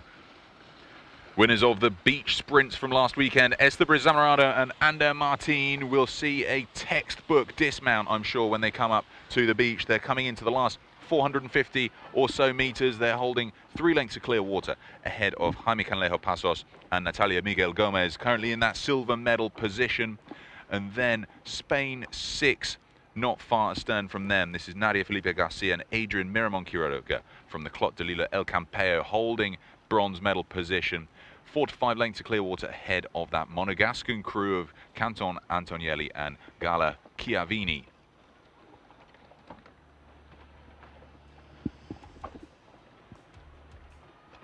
Now we see Edwige Alfrey and Ludovic Dubois coming halfway between turning points 6 and 7. A great performance from them here in this Coastal Rowing Championships. Hugely experienced and making their way around the fort. Behind them, I believe that's Aubrey Oldham and Sarah Pigeon. A great start from them, saw them take the early lead. They managed to stay out of the tangle of boats coming through turning point 1, and they're just ahead of Great Britain's UL Tyrion, I believe. No, it's Spain 2. Spain 2's Gomez Cotilla and Gonzalez Gil coming round the corner ahead of Ireland.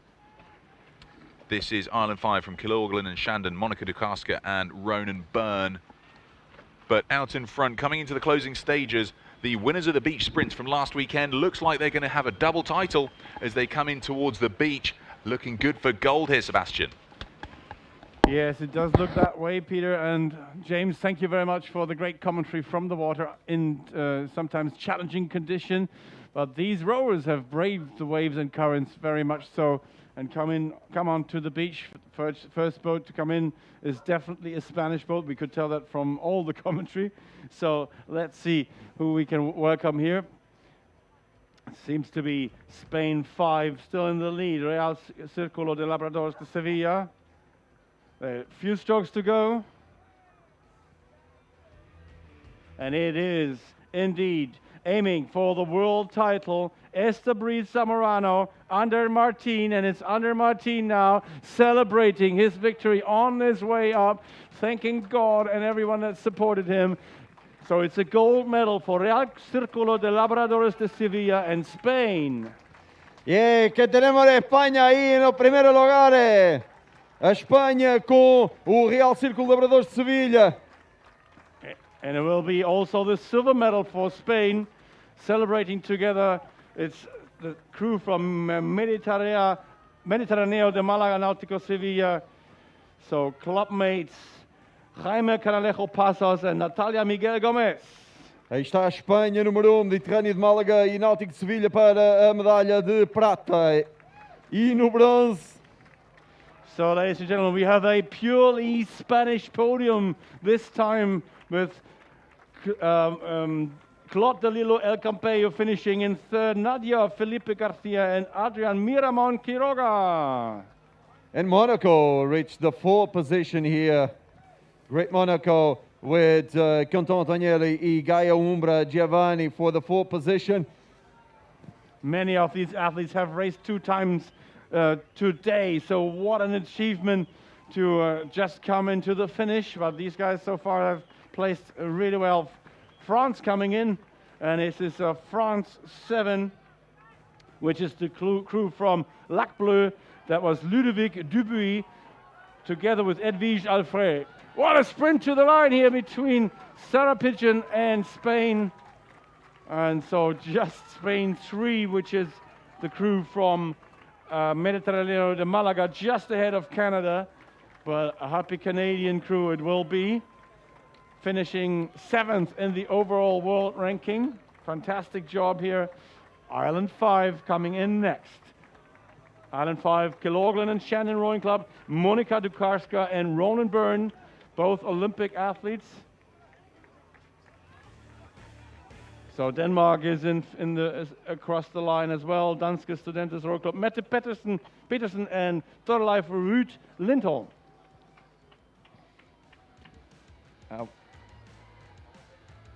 E a equipa portuguesa está também a concluir a sua prova. Os remadores do Vila Condense, Janine Coelho Ramos e Pedro Ramos. Vai lá, um forte aplauso para eles!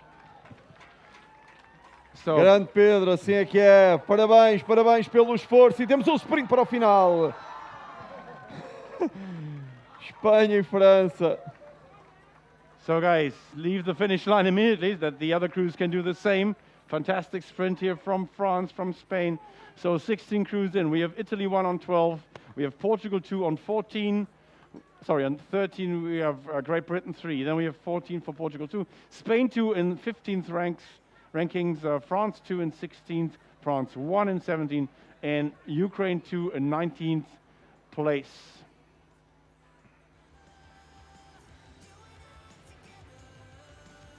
Oh, and still one crew out there on the water.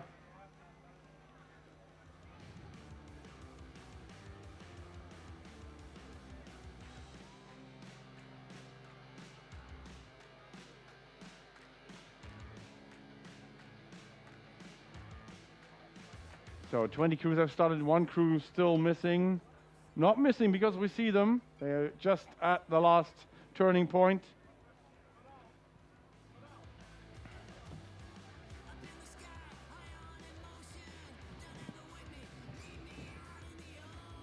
So, ladies and gentlemen, last race still underway with our last crew. And I'm sure you'll join me for a big welcoming wall of noise here on the beach in Oeiras.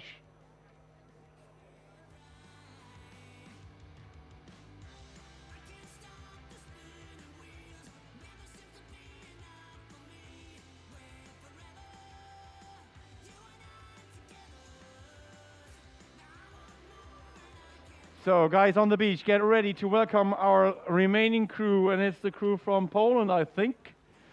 The rowing fast couple. Some problems today. The Polish national team with Agnieszka Kobisz-Sawojska and Maciej Szawowski coming onto shore pretty soon, and I'm pretty sure we will welcome them really well here.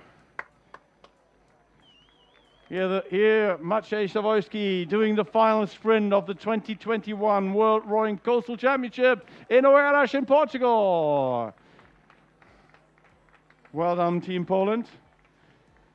So that concludes the last race of our 2021 World Rowing Coastal Championships in Oeiras, Portugal. Thank you so much for hosting us, Oeiras and the Lisboa area. We are not done yet, though. We have 4 more medal ceremonies and a closing ceremony to come up, and it's going to be starting really soon. So we keep you updated for the start of the first ceremony. Thank you, Christopher, for this. As being a Portuguese and now turning to my main language, obrigado a todos por esta enorme presença que tivemos aqui. A entrega de prémios vai ser já de seguida. Vamos aguardar para esta cerimónia da entrega de prémios deste Grupo B, desta última final dos Campeonatos do Mundo de Remo de Mar, que veio até Portugal, até Oeiras, neste Coastal Championship, o ano de 2001, a marcar, sem dúvida, um marco importantíssimo no remo de mar aqui em Portugal.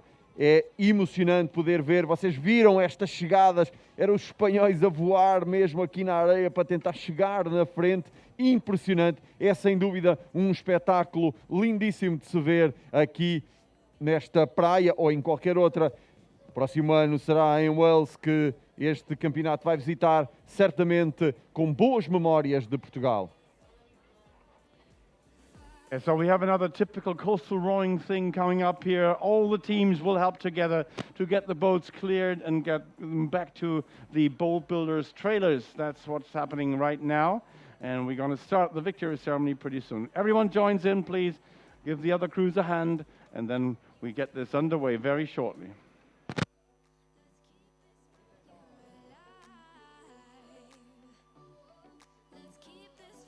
Vamos então aguardar pela entrega de prémios. Bem, já de seguida, enquanto as equipas retiram as suas embarcações.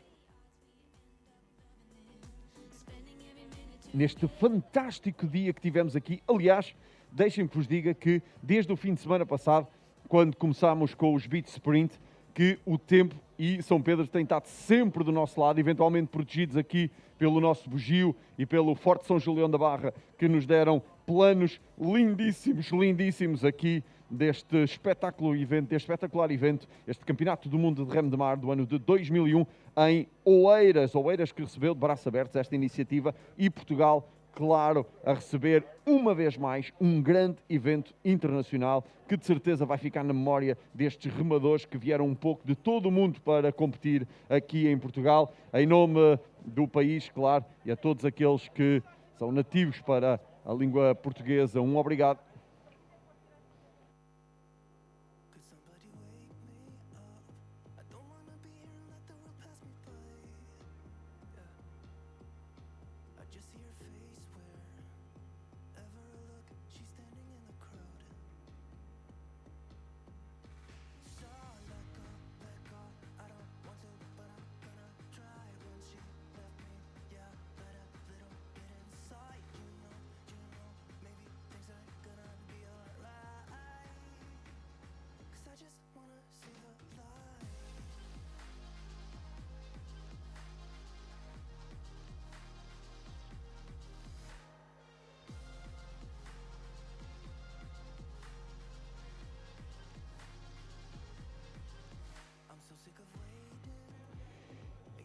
So we're almost ready for the award ceremony, but just a quick reminder, the team Ukraine won that rowed a few moments ago. We need your ship. Our ship is missing. So Ukraine won that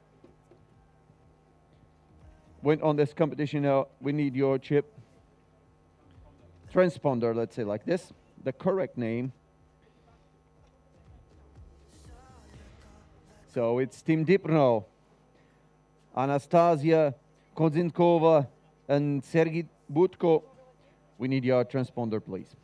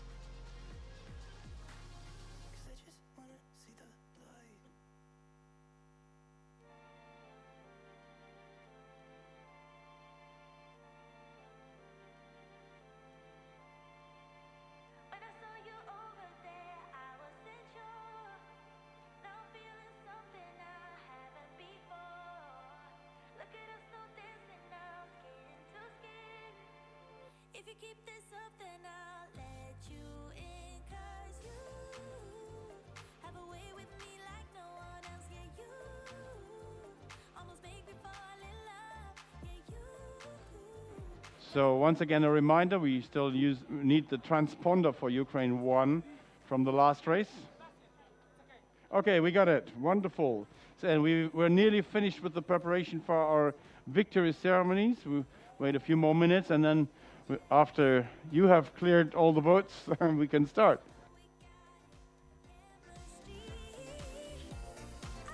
Prontos, quase para a cerimónia de entrega de medalhas desta que foi o último bloco de competições, 6 km a remar, foi quanto estas equipas remaram. Vamos começar pelos doubles femininos, depois vamos para os skiffs masculinos, os quadris continentais masculinos e depois as embarcações mistas de doubles que tivemos a terminar há bem pouco tempo aqui na Praia da Torre em Oeiras.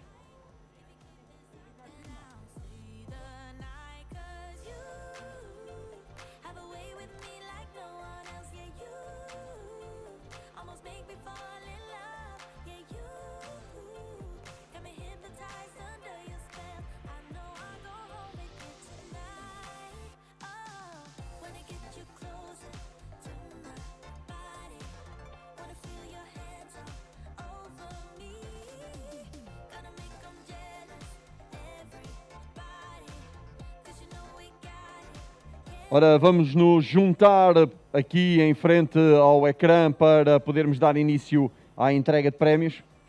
So, Christopher, I invite everyone, after removing the boats, to join us for the medal ceremony just in front of our nice screen that we have here with the Fort of São Julião da Barra at the end for the medal ceremony. We will have for sure a nice ending of this 2021 World Rowing Coastal Championship. And when you see on your screens now, again, the result, what a great achievement by the 3 Spanish crews taking the complete podium here. The crews from Náutico Sevilla, from Malaga, and also from Clotolilo and Campeio. Yep, Spain was very strong here in Portugal, with the great Real Circo de Labradores de Sevilla taking the lead, and silver went to Mediterráneo de Málaga, a mix between Malaga and Náutico de Sevilla.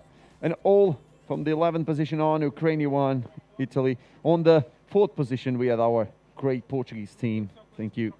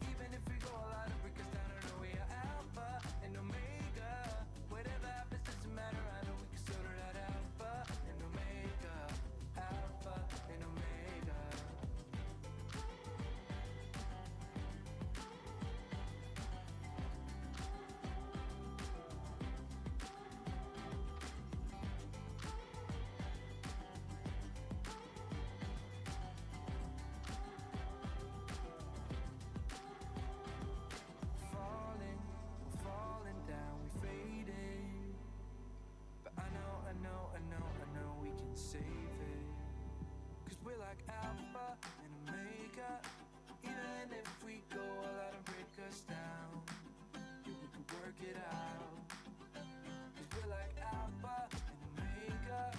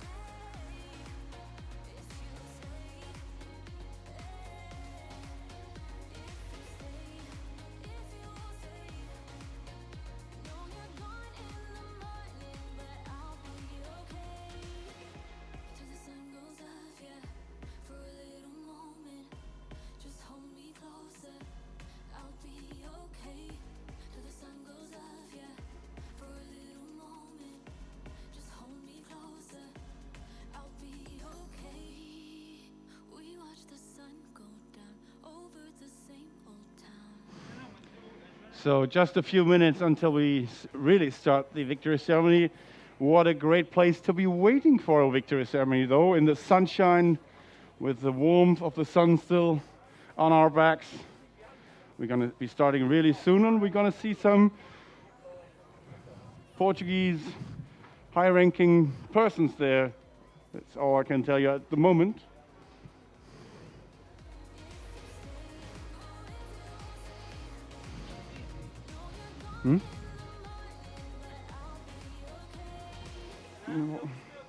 What?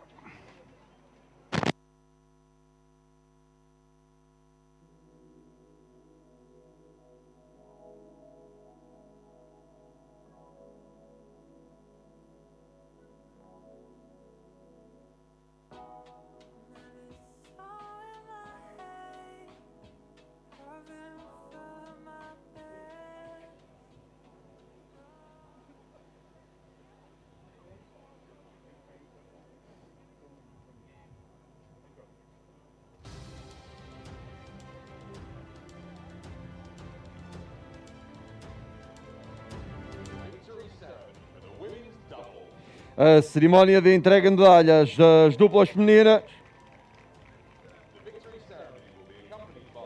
A cerimónia de entrega de medalhas será acompanhada por Presidente do Comitê Olímpico de Portugal, José Manuel Constantino.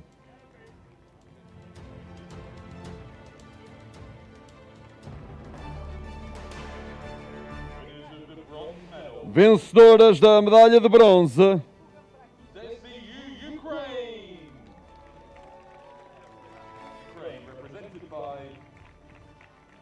ZC Ucrânia, representada por ZC Ucrânia.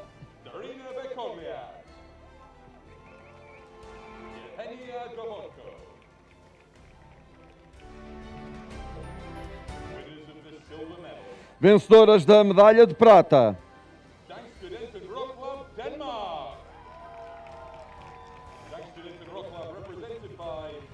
DSR Dinamarca, representado por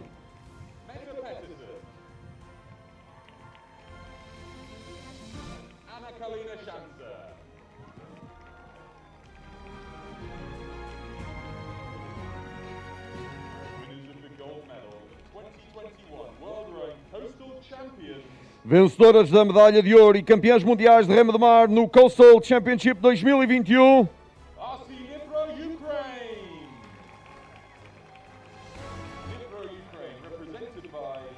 A Dnipro, Ucrânia, representado por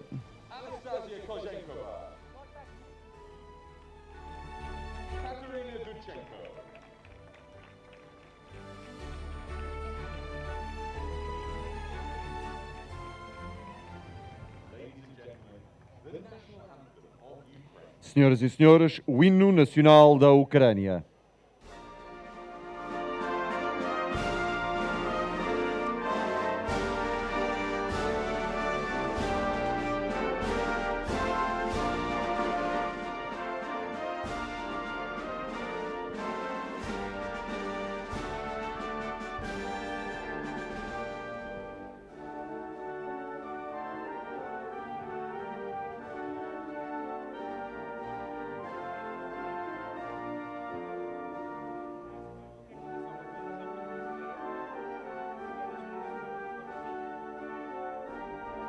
Nice.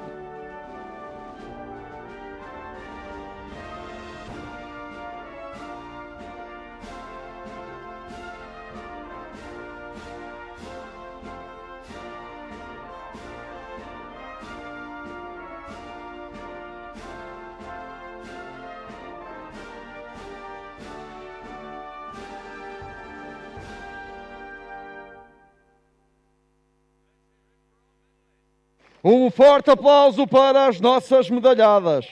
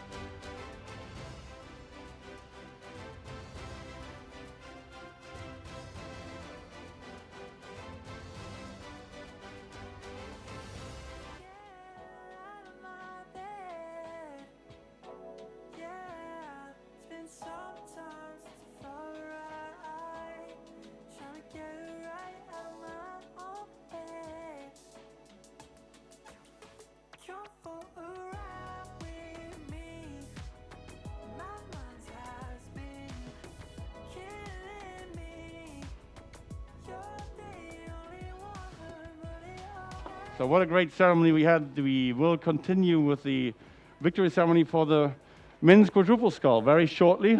So next ceremony coming up is the men's quadruple sculls.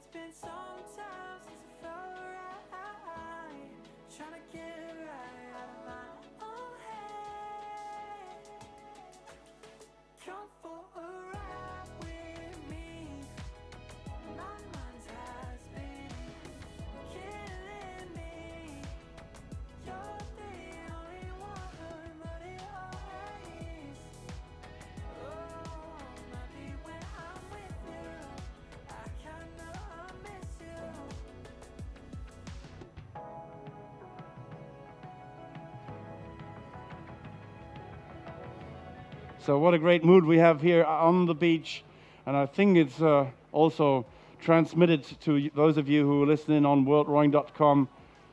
Fantastic beach atmosphere waiting for the next ceremony to start.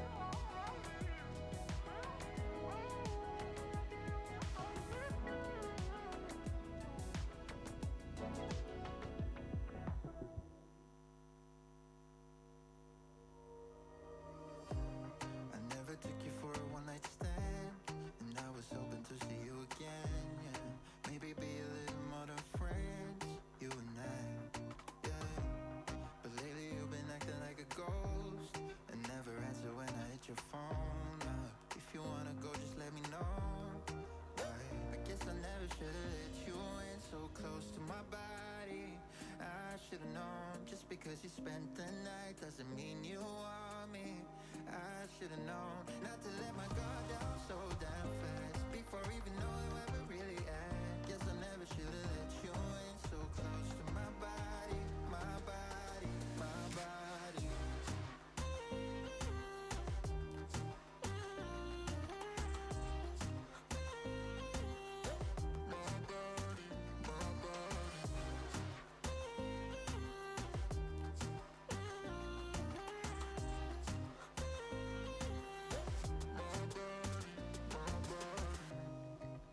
Get you out of my head. I wanna take back everything I said. Yeah, I wish I never got in your bed that night.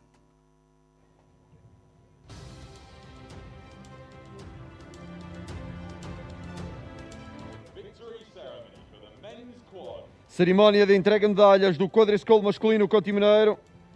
The victory ceremony will be accompanied by A cerimónia de entrega de medalhas será acompanhada por vereador da Câmara Municipal de Oeiras em representação do Presidente da Câmara Municipal de Oeiras, Nuno Neto.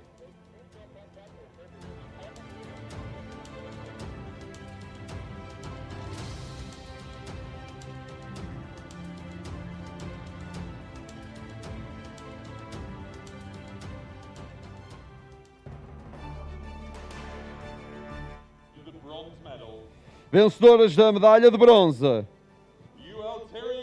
Great Britain!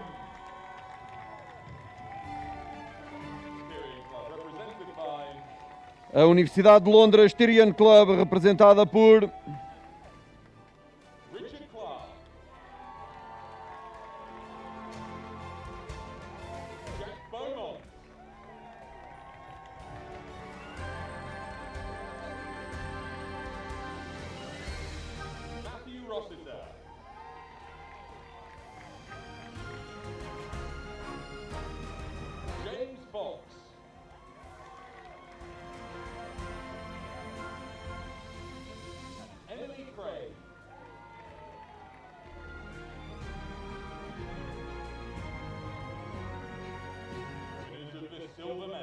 Vencedores da medalha de prata. Czech Rowing Association, Czech Republic. Czech Rowing Association, represented by A Associação de Remo da República Checa, representada por Jan Fleissner. Jan Potacek. Jakub Podrazil. Jan Chintzburg.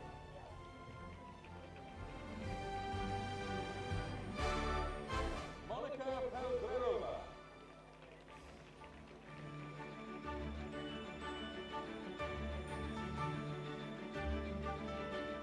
Winners of the gold medal and 2021 World Rowing Coastal Champions. vencedores da medalha de ouro e campeãs mundiais de remo de mar nos Coastal Championship 2021. RC Dnipro, Ukraine. Dnipro represented by Dnipro, representada por Maxim Poplashenko.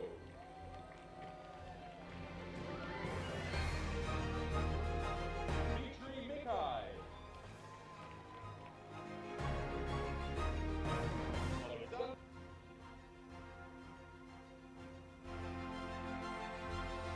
Dovgotko. Nikola Tanserev.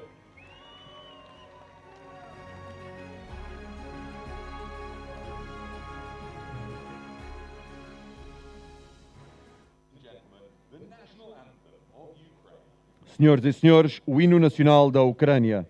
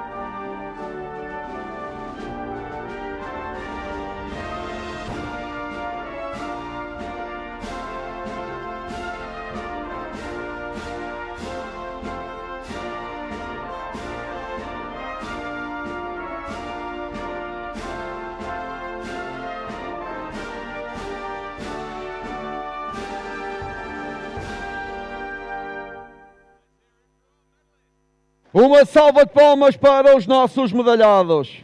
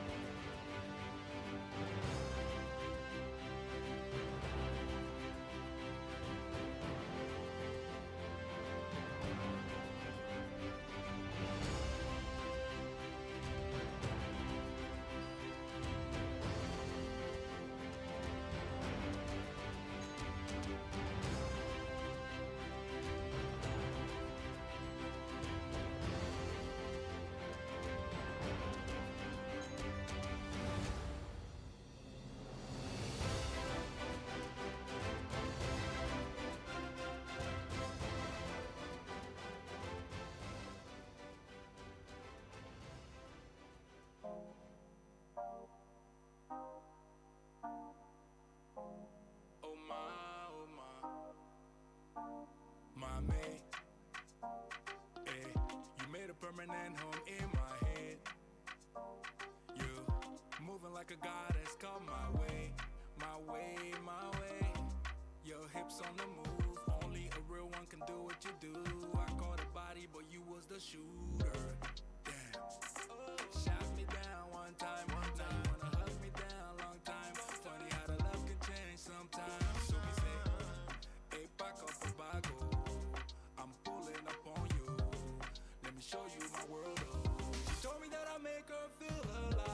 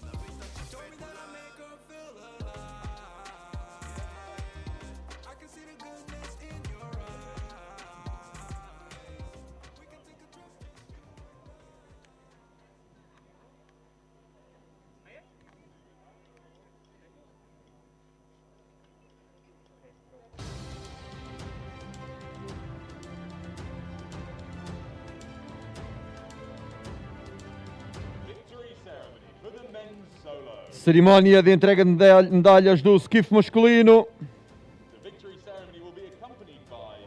A cerimónia de entrega de medalhas será acompanhada por Presidente do Instituto Português do Desporto e da Juventude, Vítor Pataco.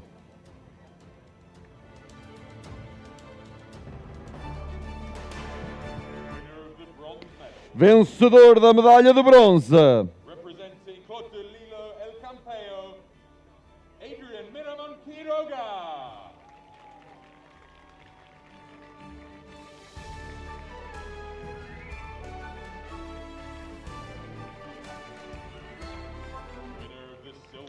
Vencedor da medalha de prata.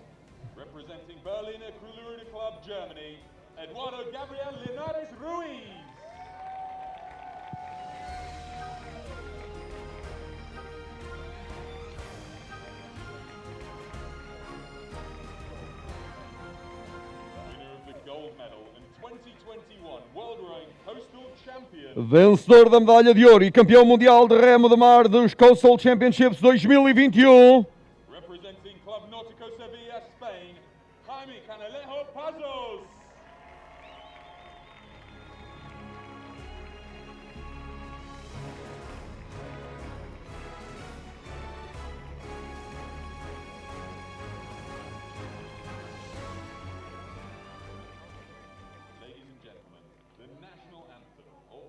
Senhoras e senhores, o hino nacional de Espanha.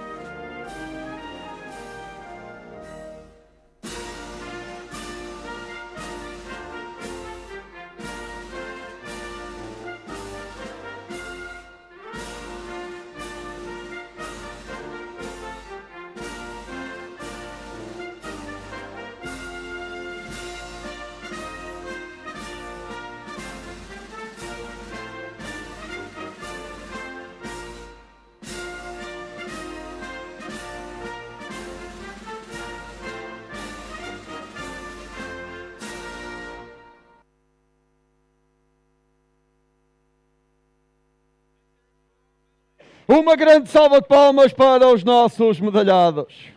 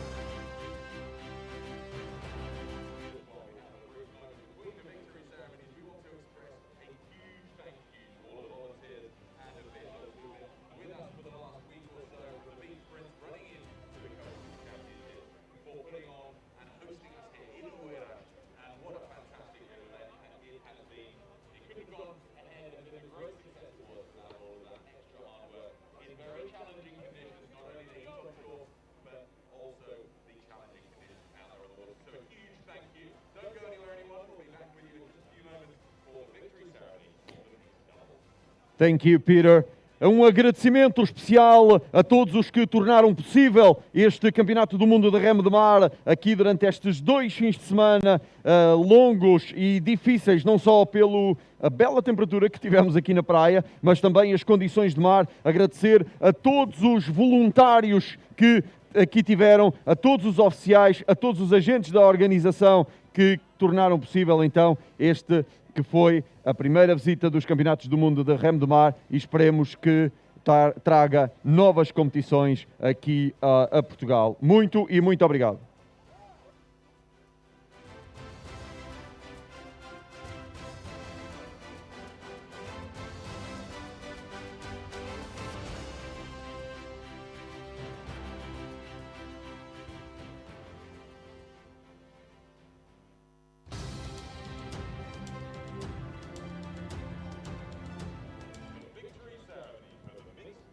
Cerimónia de entrega de medalhas das duplas mistas.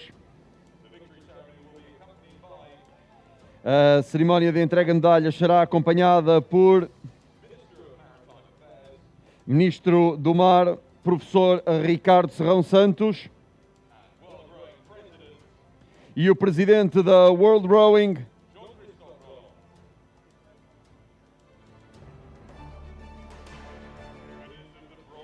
vencedores da medalha de bronze.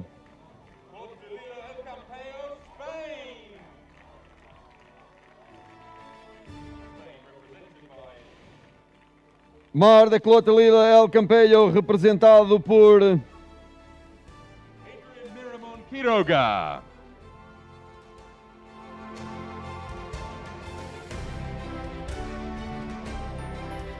And Nadia Felipe Garcia.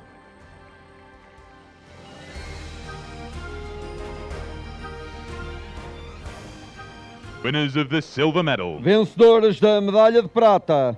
Mediterránea de Málaga Náutico Sevilla, Spain.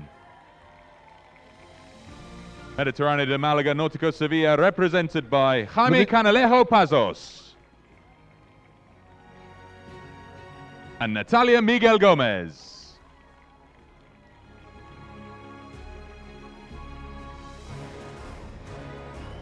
Winners of the gold medal and 2021 World Rowing Coastal Champions. Vencedores da medalha de ouro e campeões mundiais de remo de mar nos Coastal Championships 2021. Real Círculo de Labradores de Sevilla, Spain. Real Círculo de Labradores de Sevilla, represented by Real Círculo de Labradores de Sevilha, representados por Esther Briz Zamorano and Ander Martin.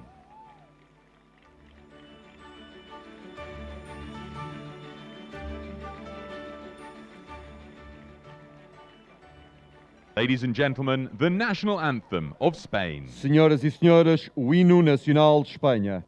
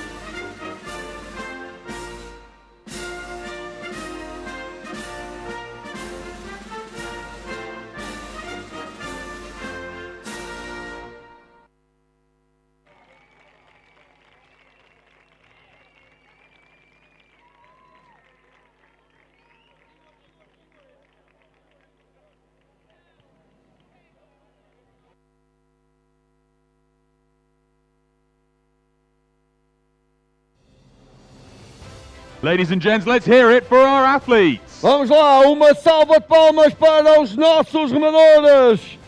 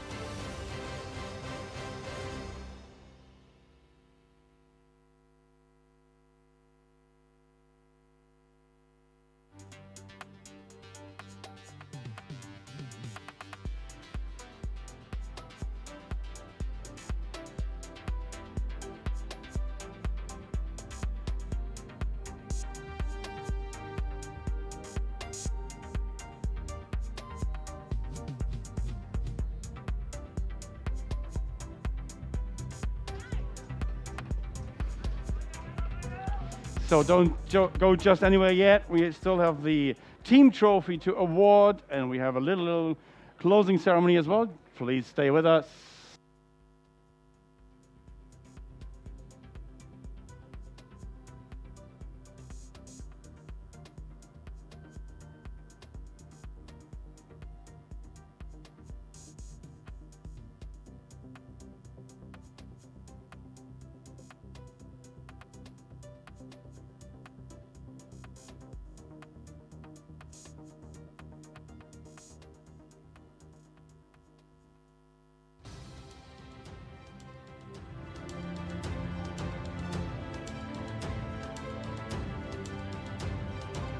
Ladies and gentlemen, we have one remaining trophy to be awarded, and that's the World Rowing Coastal Championship Team Trophy. Senhoras e senhores, temos ainda um troféu que precisa de ser atribuído, o troféu para a equipa vencedora do Campeonato do Mundo de Remo de Mar aqui em Oeiras. And the winner of the team trophy is... E os vencedores do troféu de equipas. Spain! The team trophy being collected here by the president of the Spanish Rowing Federation, Asunción Loriente Perez.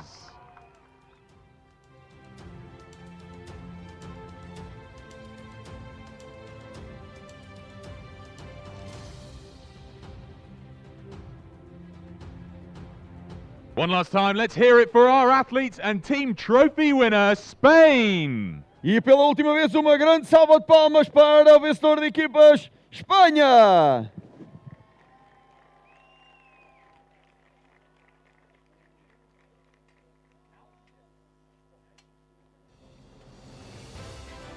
Dá-lhe aí.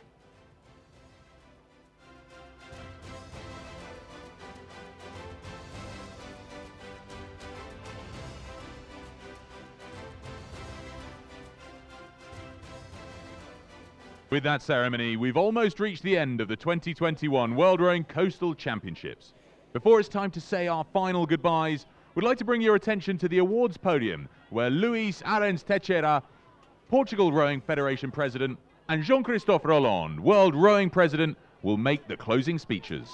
Com esta cerimónia, chegamos quase ao fim do Campeonato do Mundo de Remo de Mar em 2021. Antes de nos despedirmos, gostaríamos de chamar a vossa atenção para o pódio de entrega de medalhas, onde Luís Arens Teixeira, Presidente da Federação Portuguesa de Remo, e João Christophe Roland, Presidente da World Rowing, farão o discurso de encerramento. Ask the Spanish too.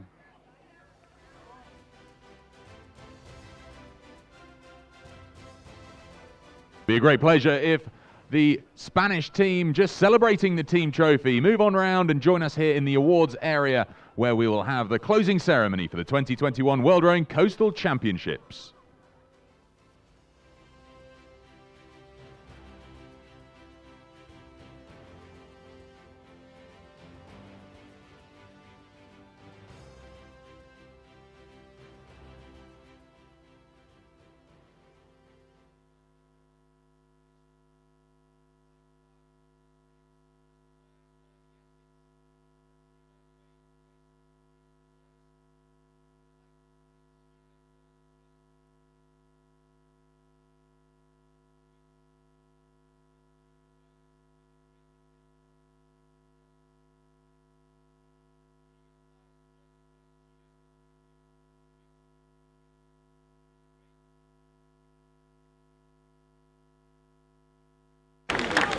And to all the Portuguese Rowing Federation team that worked really hard to put this event.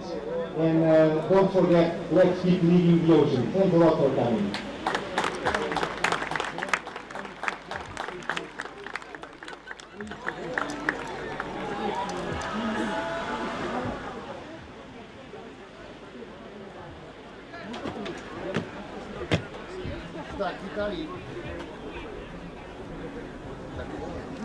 Dear friends, we are now at the end of this World Championships. I would like to congratulate first all the athletes and all the teams for their performances. Well done.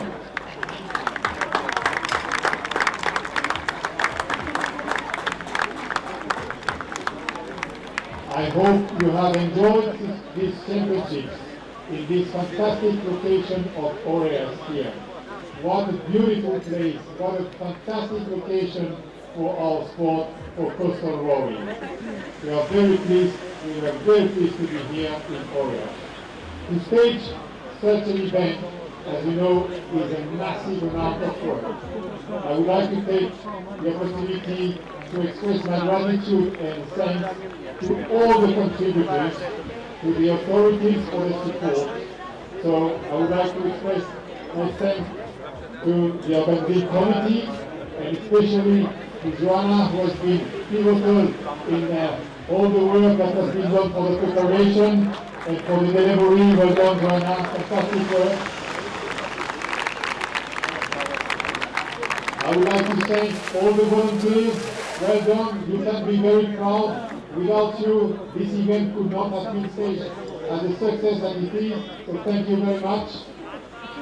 And in recognition of the great success of these championships, on behalf of Pisa and World Rowing, I would like to present the Medal of Honor to two recipients. To the municipality of Aureas, represented by Nuno Neto.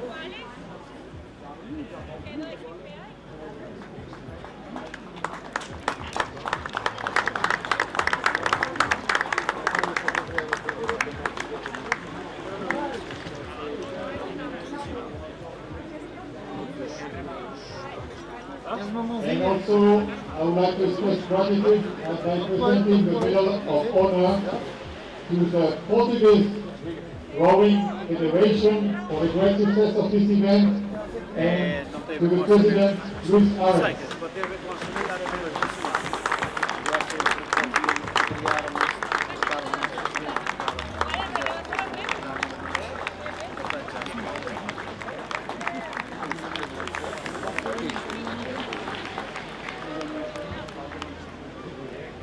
And now, I declare the 2021 World Rowing Coastal Championships, Aureas, Portugal, closed.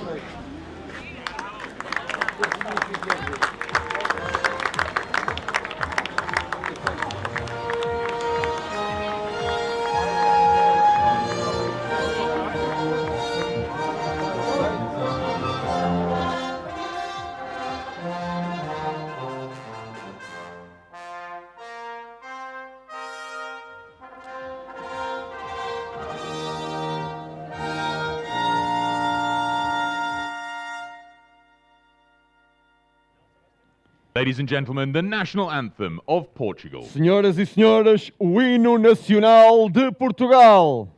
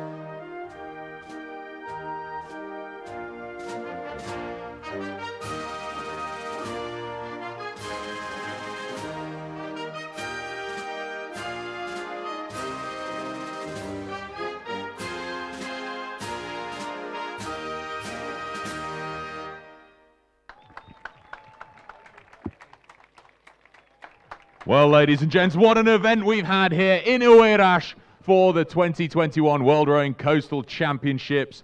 It's been an absolute pleasure, and a huge thank you to all of the athletes, officials, volunteers, and sponsors that have made it to be such an awesome success for everybody to enjoy, not only here on the beach in Oeiras, in the shadow of the Fort de São Julio de Barra, but also the worldwide audience tuning in online. We've had people joining us from every corner of the globe to track all of these athletes in the fantastic racing in these challenging conditions here in Oeiras, Portugal.